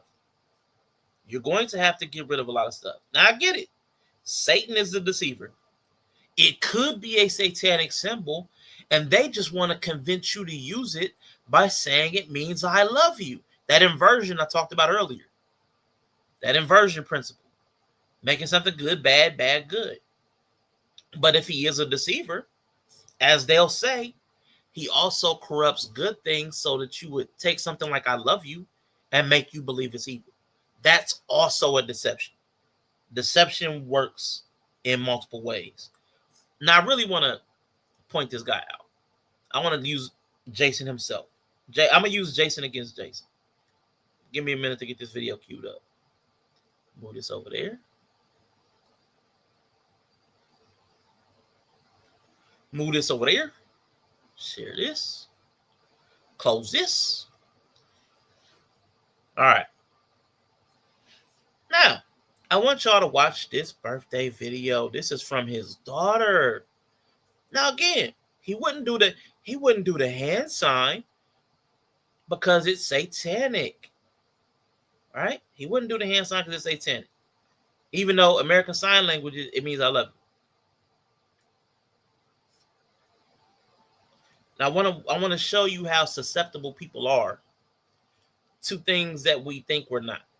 Like one of the big things, there's a whole bunch of people that will crack down on something like boycott Target because they removed DEI. And I'm like, you're not really going all the way, because if them cutting off DEI is a problem, not only do they still have a DEI initiative, it's just not called DEI. They were trying to do two things. They were trying to serve two masters, so to speak. They got rid of DEI to not get Trump and them when they back. But they also did keep a diversity program. It was just called Bullseye. But nobody would do the search. Nobody would do a basic Google search and find out anything. Okay, cool. But then you're still going to a lot of racist businesses, places where the ownership or the management does not like your group or people based, or maybe not just race, maybe your orientation or something. But people don't do enough research to know which places actually fall in line with their values and morals. We're lazy, and we don't have enough time to vet everything and everybody. So it's not useful to be so superstitious that you can't do benign things if there's a plausible, recent, timely explanation like American Sign Language. So then you have to get evaluated by your own standard. And that's where I come in. Oh, no sound. Mind you, this whole time, my dad was saying he didn't want me spending any more money on flights. And I'm just like, Dad, first of all, that money is going to come back with ease. Second of all, when it comes to my loved ones, I'm spending that money. So I ignore what he has to say, book the flight anyway, and I'm on my way to the airport, and thank God for Delta Curbside and TSA PreCheck. They save me every time. I had to finish editing a video, though, so I got a smoothie, did that. I got to my gate, got a seat upgrade. We loved that. And then when I got on the plane, I was knocked within 5 minutes. Landed safe and got to see my best friend. We got some smoothies. Ugh, love her so much. Then I had to try and walk in the house without getting caught on a ring cam. All right. Now she's surprising her dad, Jason Wilson, for his birthday. This is where we actually start. I didn't skip ahead. That was my bad. Like Mission Impossible. Of course, Shalom was the first one to greet me. Of course, the dog has to be named Shalom. He ends everything with Shalom because he's dedicated to this performative Shalomity. Any religion that sees other religions as an enemy is a false religion. So cute. My mom was on the phone and had sent my dad to the spa, so Okay. So you see her. She's picked up balloons. I went to go get some balloons because I love making things a little festive on birthdays. Now, here you come. What are you doing here? I thought you was flying. Hey. Thank you. I was happy to see Now again, clock the balloons. You saw him balloons. and this food, the salmon croquettes, the cinnamon You saw the cinnamon rolls. rolls, the grits, the eggs, everything was so good. And Chris, who runs the cave with my dad, stopped by with his son Canyon. Afterwards, he opened his cards and gifts, and then a little later, we took him to the Capitol Grill. They go to Capitol Grill to eat. Capitol Grill and had a super good meal. Our waiter Giovanni was so pleasant, and the food was good. We enjoyed each other's company. So he had a birthday, and they put a candle up there. All right. Happy birthday, Dad. I hope you felt loved and celebrated today. Now, because this is a clip, I am surmising here. Can't prove it.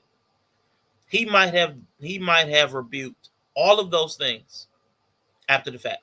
We know he didn't rebuke the Capitol Grill because we see he sat there and ate. But let's go down the list. Because this is the ultimate test of whether his spiritual discernment is consistent or just performative. If he's going to ban a hand sign because of the pagan roots, then he has to ban almost everything in modern life. I want to break down specific items that violate his moral code, his spiritual code, the same way he used to ban that hand sign. Birthday balloons. Balloons are not just decoration. They are spirit traps. The origin, ancient pagans and later jesters would inflate the bladders and intestines of sacrificed animals. In ancient European paganism, the breath, spirit, was blown into the bladder to keep the spirit of the animal inside as a form of protection or offering. So by having balloons, he is engaging in a sanitized version of an animal sacrifice ritual where you trap breath, ruach, inside a vessel. A comprehensive man would never be caught playing with symbols of trapped spirits and animal sacrifice, would he? He wouldn't let that stay in his home, would he? No, he wouldn't do that. Meanwhile, a ritual is just simply a sequence of actions. The way we shake hands when we meet each other, that's a ritual. The way we flip a coin before the start of a football game, that's a ritual. The ritual is just the things that you consistently perform in a specific order to establish meaning, connection, or change in a state. It's not magic. The word ritual is not necessarily tied to magic or spooky. It's just the way we're coded, the way we do things, the way we transition from one mode to another. A handshake, toasting, like toast, to our anniversary. That's a ritual. Jumping the broom. Communion in church is a ritual. Taking up offering. That's a ritual. Combat. He's a sensei. Bowing before a match. Those are all rituals. So being ritual phobic is goofy. But specifically, the birthday balloon ritual is tied to paganism. Then we have lunch. He went to lunch. Oh my gosh, there's no way he went to lunch. Rashawn, what you talking about? You gonna try to tell me lunch got something evil, some evil connotation, some paganism? Wow. It's the trap of the noonday demon. The word luncheon itself is benign, but the concept of a midday meal was historically rejected by early spiritual ascetics because of acedia, the noonday demon. The ritual, Psalm 91, his Bible, warns of the destruction that wastes at noonday. Monks believe that at 12 p.m. the spirit is weakest and most prone to sloth and gluttony. If he claims to be a watchman on the wall, why is he stopping at the height of the day to feed his flesh? A true warrior, would fast until evening to maintain vigilance. Eating lunch is succumbing to the noonday demon. I know he didn't do that. And especially at the Capitol Grill. Now, if it was Capitol Grill with the O, Capitol, it would be the Temple of Jupiter. But since it's Capital, it points directly to Mammon, the demon of greed in Babylon. And here is how our hyper-vigilant kingdom teacher and protector could deconstruct the Capitol Grill. Again, where he ate lunch at. Capital comes from the Latin capitalis, of the head, and is the root of capitalism. In biblical terms, capital is synonymous with Mammon, the false god of money that Jesus explicitly warned against. You cannot serve God and Mammon. The symbol, the logo of Capitol Grill is a lion. To a normal person, it's just a lion. To a conspiracy theorist, one of us might say, that's the Lion of Babylon from the Ishtar Gate. It represents Nebuchadnezzar and the empire that enslaved the Israelites, which he likes to use all the words from. When you eat there, you are indulging in gluttony, rich aged steaks, which we saw inside the temple named after wealth, capital, guarded by the beast of Babylon, the lion. So the argument, how can you claim to be free from the matrix when you're feasting at the house of Mammon? Oh my gosh, there's no way this man could be doing that. My eyes must be deceiving me. My eyes must be deceiving me. God sacrificed everyone and every animal that wasn't on the ark. How is that not an act of satanic sacrifice by action? Like, what the fuck? More libations, right? And then we saw when he was at the house, they baked cinnamon rolls. Cinnamon rolls. I know, Rashawn, you're not about to tell me that there's some pagan root to that. Well, those are sacred sun wheels. Long before they were a mall treat, spiral cakes were baked to honor the sun god or the goddess of fertility, Eostre.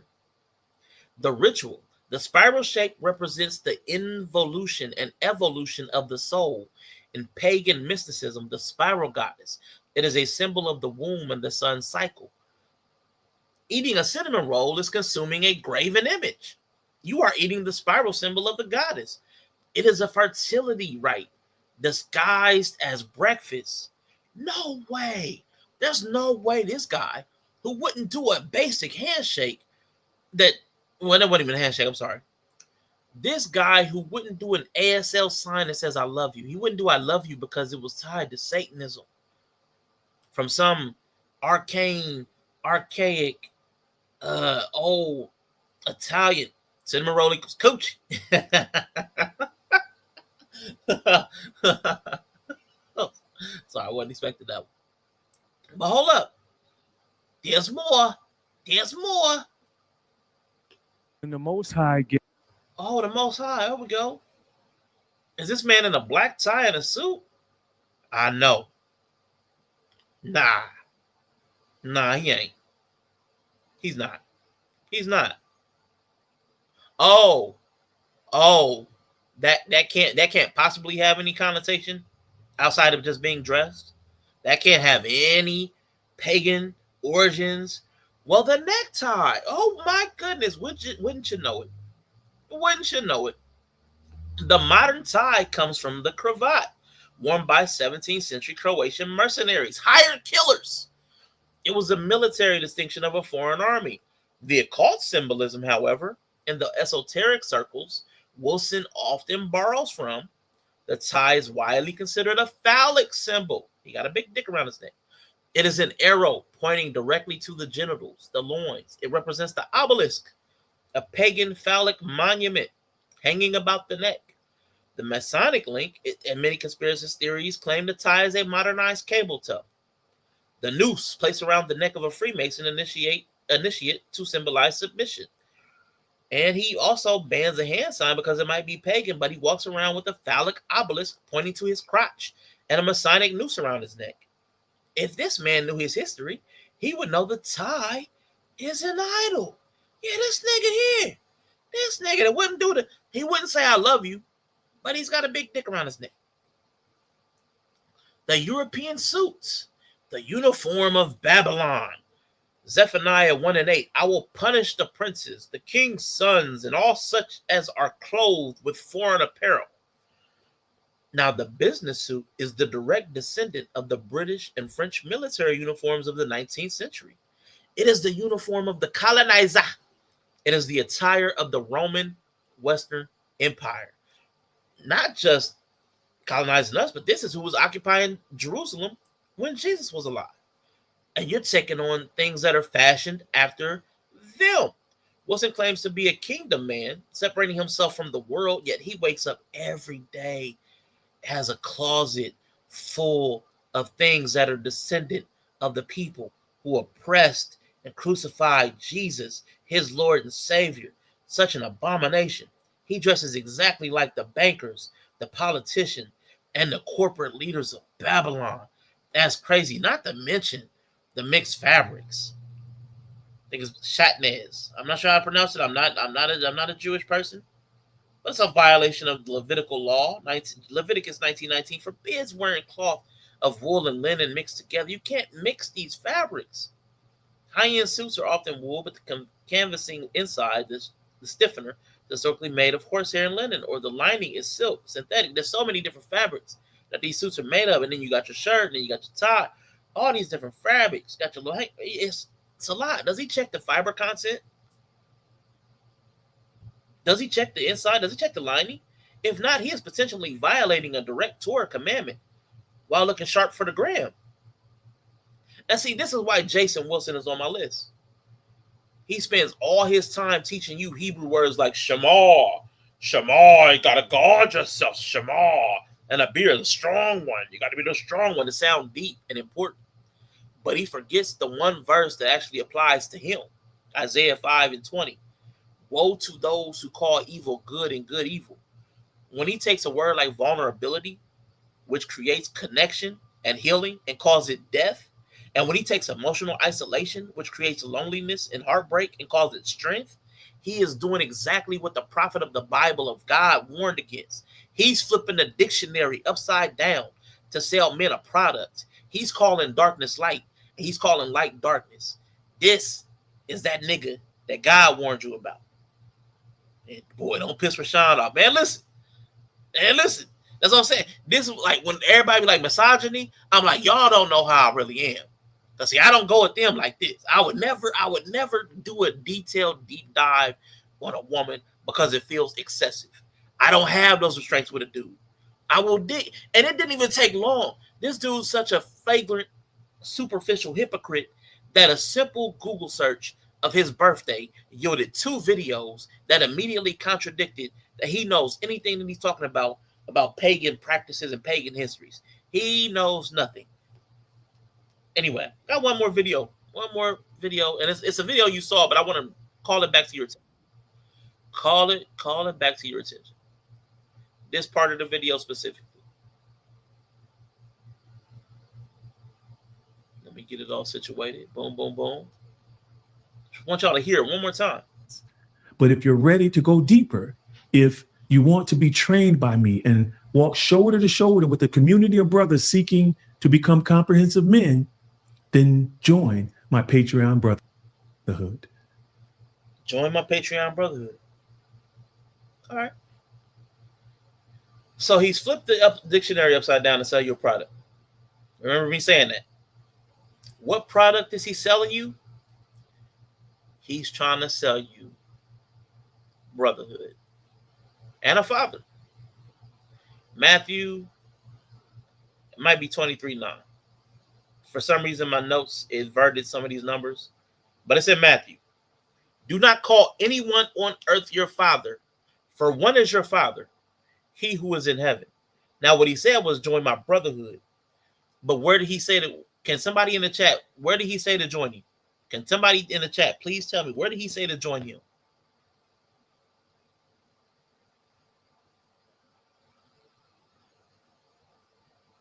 YouTube is blocking my comments because I'm speaking that real intent. Yeah. YouTube be tripping. My man said, hold on, let me see what he said. Patreon. There it is. Let me leave that up here. You're so religious that you can't do an I love you sign while you are having people pay to sign up on the Father box. Patreon is the Father. Pater, P-A-T-E-R is the root, is Father, like paternity. If you want to look at symbolism and what things mean and what they used to mean, look at it all. He would have you to improve yourself by directly going against what is said in Matthew by calling someone Father. You're directly subscribing to a Father site, a website purporting to be the place of fathers. That's satanic. That's against what Jesus said right there in Matthew. Patronus comes from the root pater, which literally means father. In ancient Rome, the patron-client relationship was a social contract. A social contract. What do? You sign up for Patreon. You sign up for my Patreon. That's a contract. The patronus, the patron, was a wealthy, powerful father figure who provided protection. What does he keep talking about? Protection, protection, protection. Provider, provider. A patron provides protection under a legal contract and legal help to clients. In exchange, the client gave the patron total loyalty, political support, and public praise. What do you do on these platforms? You subscribe. That's your loyalty. Political support, that's your money, your payment. And the public praise, that's your likes, your praise, your attention, your eyeballs. You sitting there in the chat.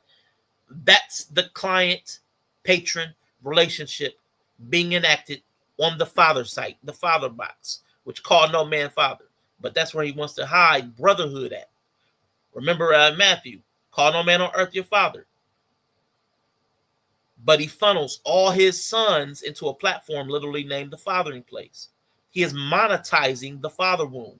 He is telling men, I have the masculine secrets your dad never taught you, and I will sell them to you for $5, $10, $15, $25 a month on a site named after fatherhood. Then he paywalls salvation. He says, if you're ready to go deeper, join my Patreon brotherhood. Join my Patreon brotherhood. I will give you the free milk on YouTube. See, the babes get milk. The babes get milk. The men get meat. Pause. But I will give you the free milk on YouTube.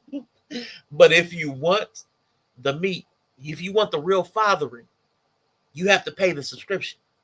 You got to sign the contract. He has turned brotherhood, which should be the place of connection. He's made that for pay. He's turned it into a transaction. So he's moved connection into transaction. So he's even perverted that. He's even perverted intimacy into internet. It's all satanic. It's all inversion. I don't like it. Brotherhood should be free and mutual. But now you got to buy it in tears. And now we talk about symbolism. We ain't gonna talk about the phonetics of TIERS and TEARS. Monetizing the level of your sadness, your pain, your trauma. You pay more the deeper your wound is, the greater you have to pay. You get a higher tier if you have a deeper wound. We ain't gonna do that. We ain't gonna do word magic. But that's there. If we wanted it, we could do it. But we ain't even gonna do that. When these pseudo-religious people get in their bag about what they can't participate in, I need everybody to always get them the side eye. Neely Fuller Jr. once said, if you don't understand the system of white supremacy, everything else will only serve to confuse you. This also applies to religiosity. If you don't understand the principles, you go astray. All we like sheep go astray. That's in Isaiah. Because the entire world is bathed in blood, in white supremacy, in different religious practices that become a cult to somebody else. Jason is confused, but he's confident in his confusion. And that's the most dangerous person, strong and wrong. So to close out, we done right around the 3 hour mark. So to close out, look where we end up.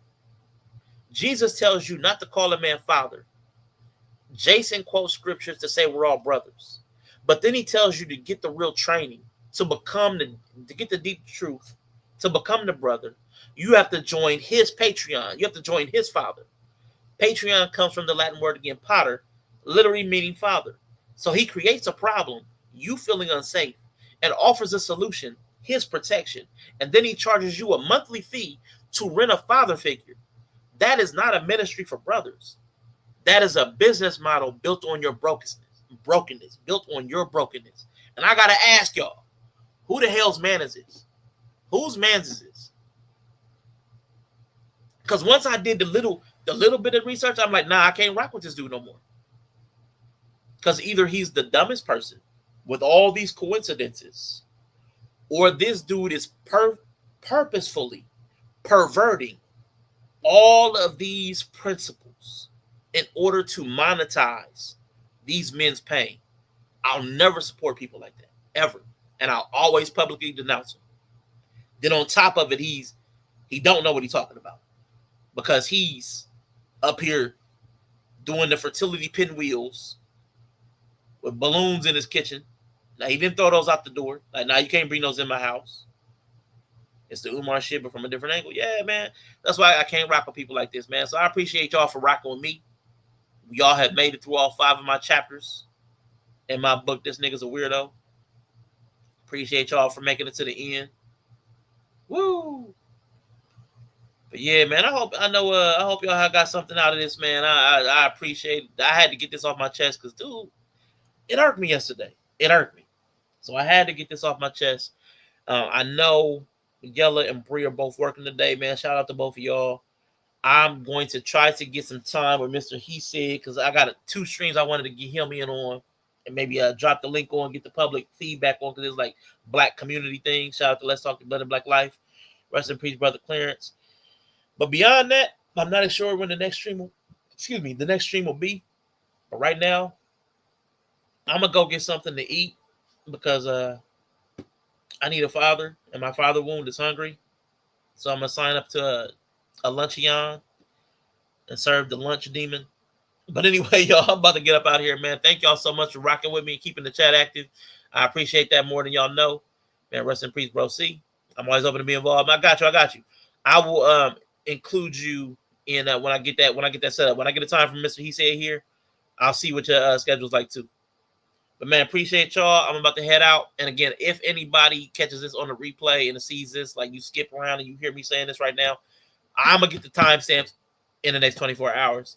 Maybe not get traffic on it, but I'm going to do it anyway. That's my due diligence. But I will check y'all later. Peace. That's tomorrow. And that is it for us today. Okay, I don't know. Whatever it is, it's not right on the teleprompter. I don't know what that is. I've never seen that. No, there it is. We are going to do Sting, yeah. Okay, but... Okay. Now, I can't read it. There's no words on it. Okay. Ready? Sure. There's no words there. To play us out. What does that mean? To play us out? Sting is going to do, it's a video. Sting video. What is... For credits. I don't know what that means, to play us out. What does that mean? To end the show? Yeah. All right, go. In 5, 4, 3.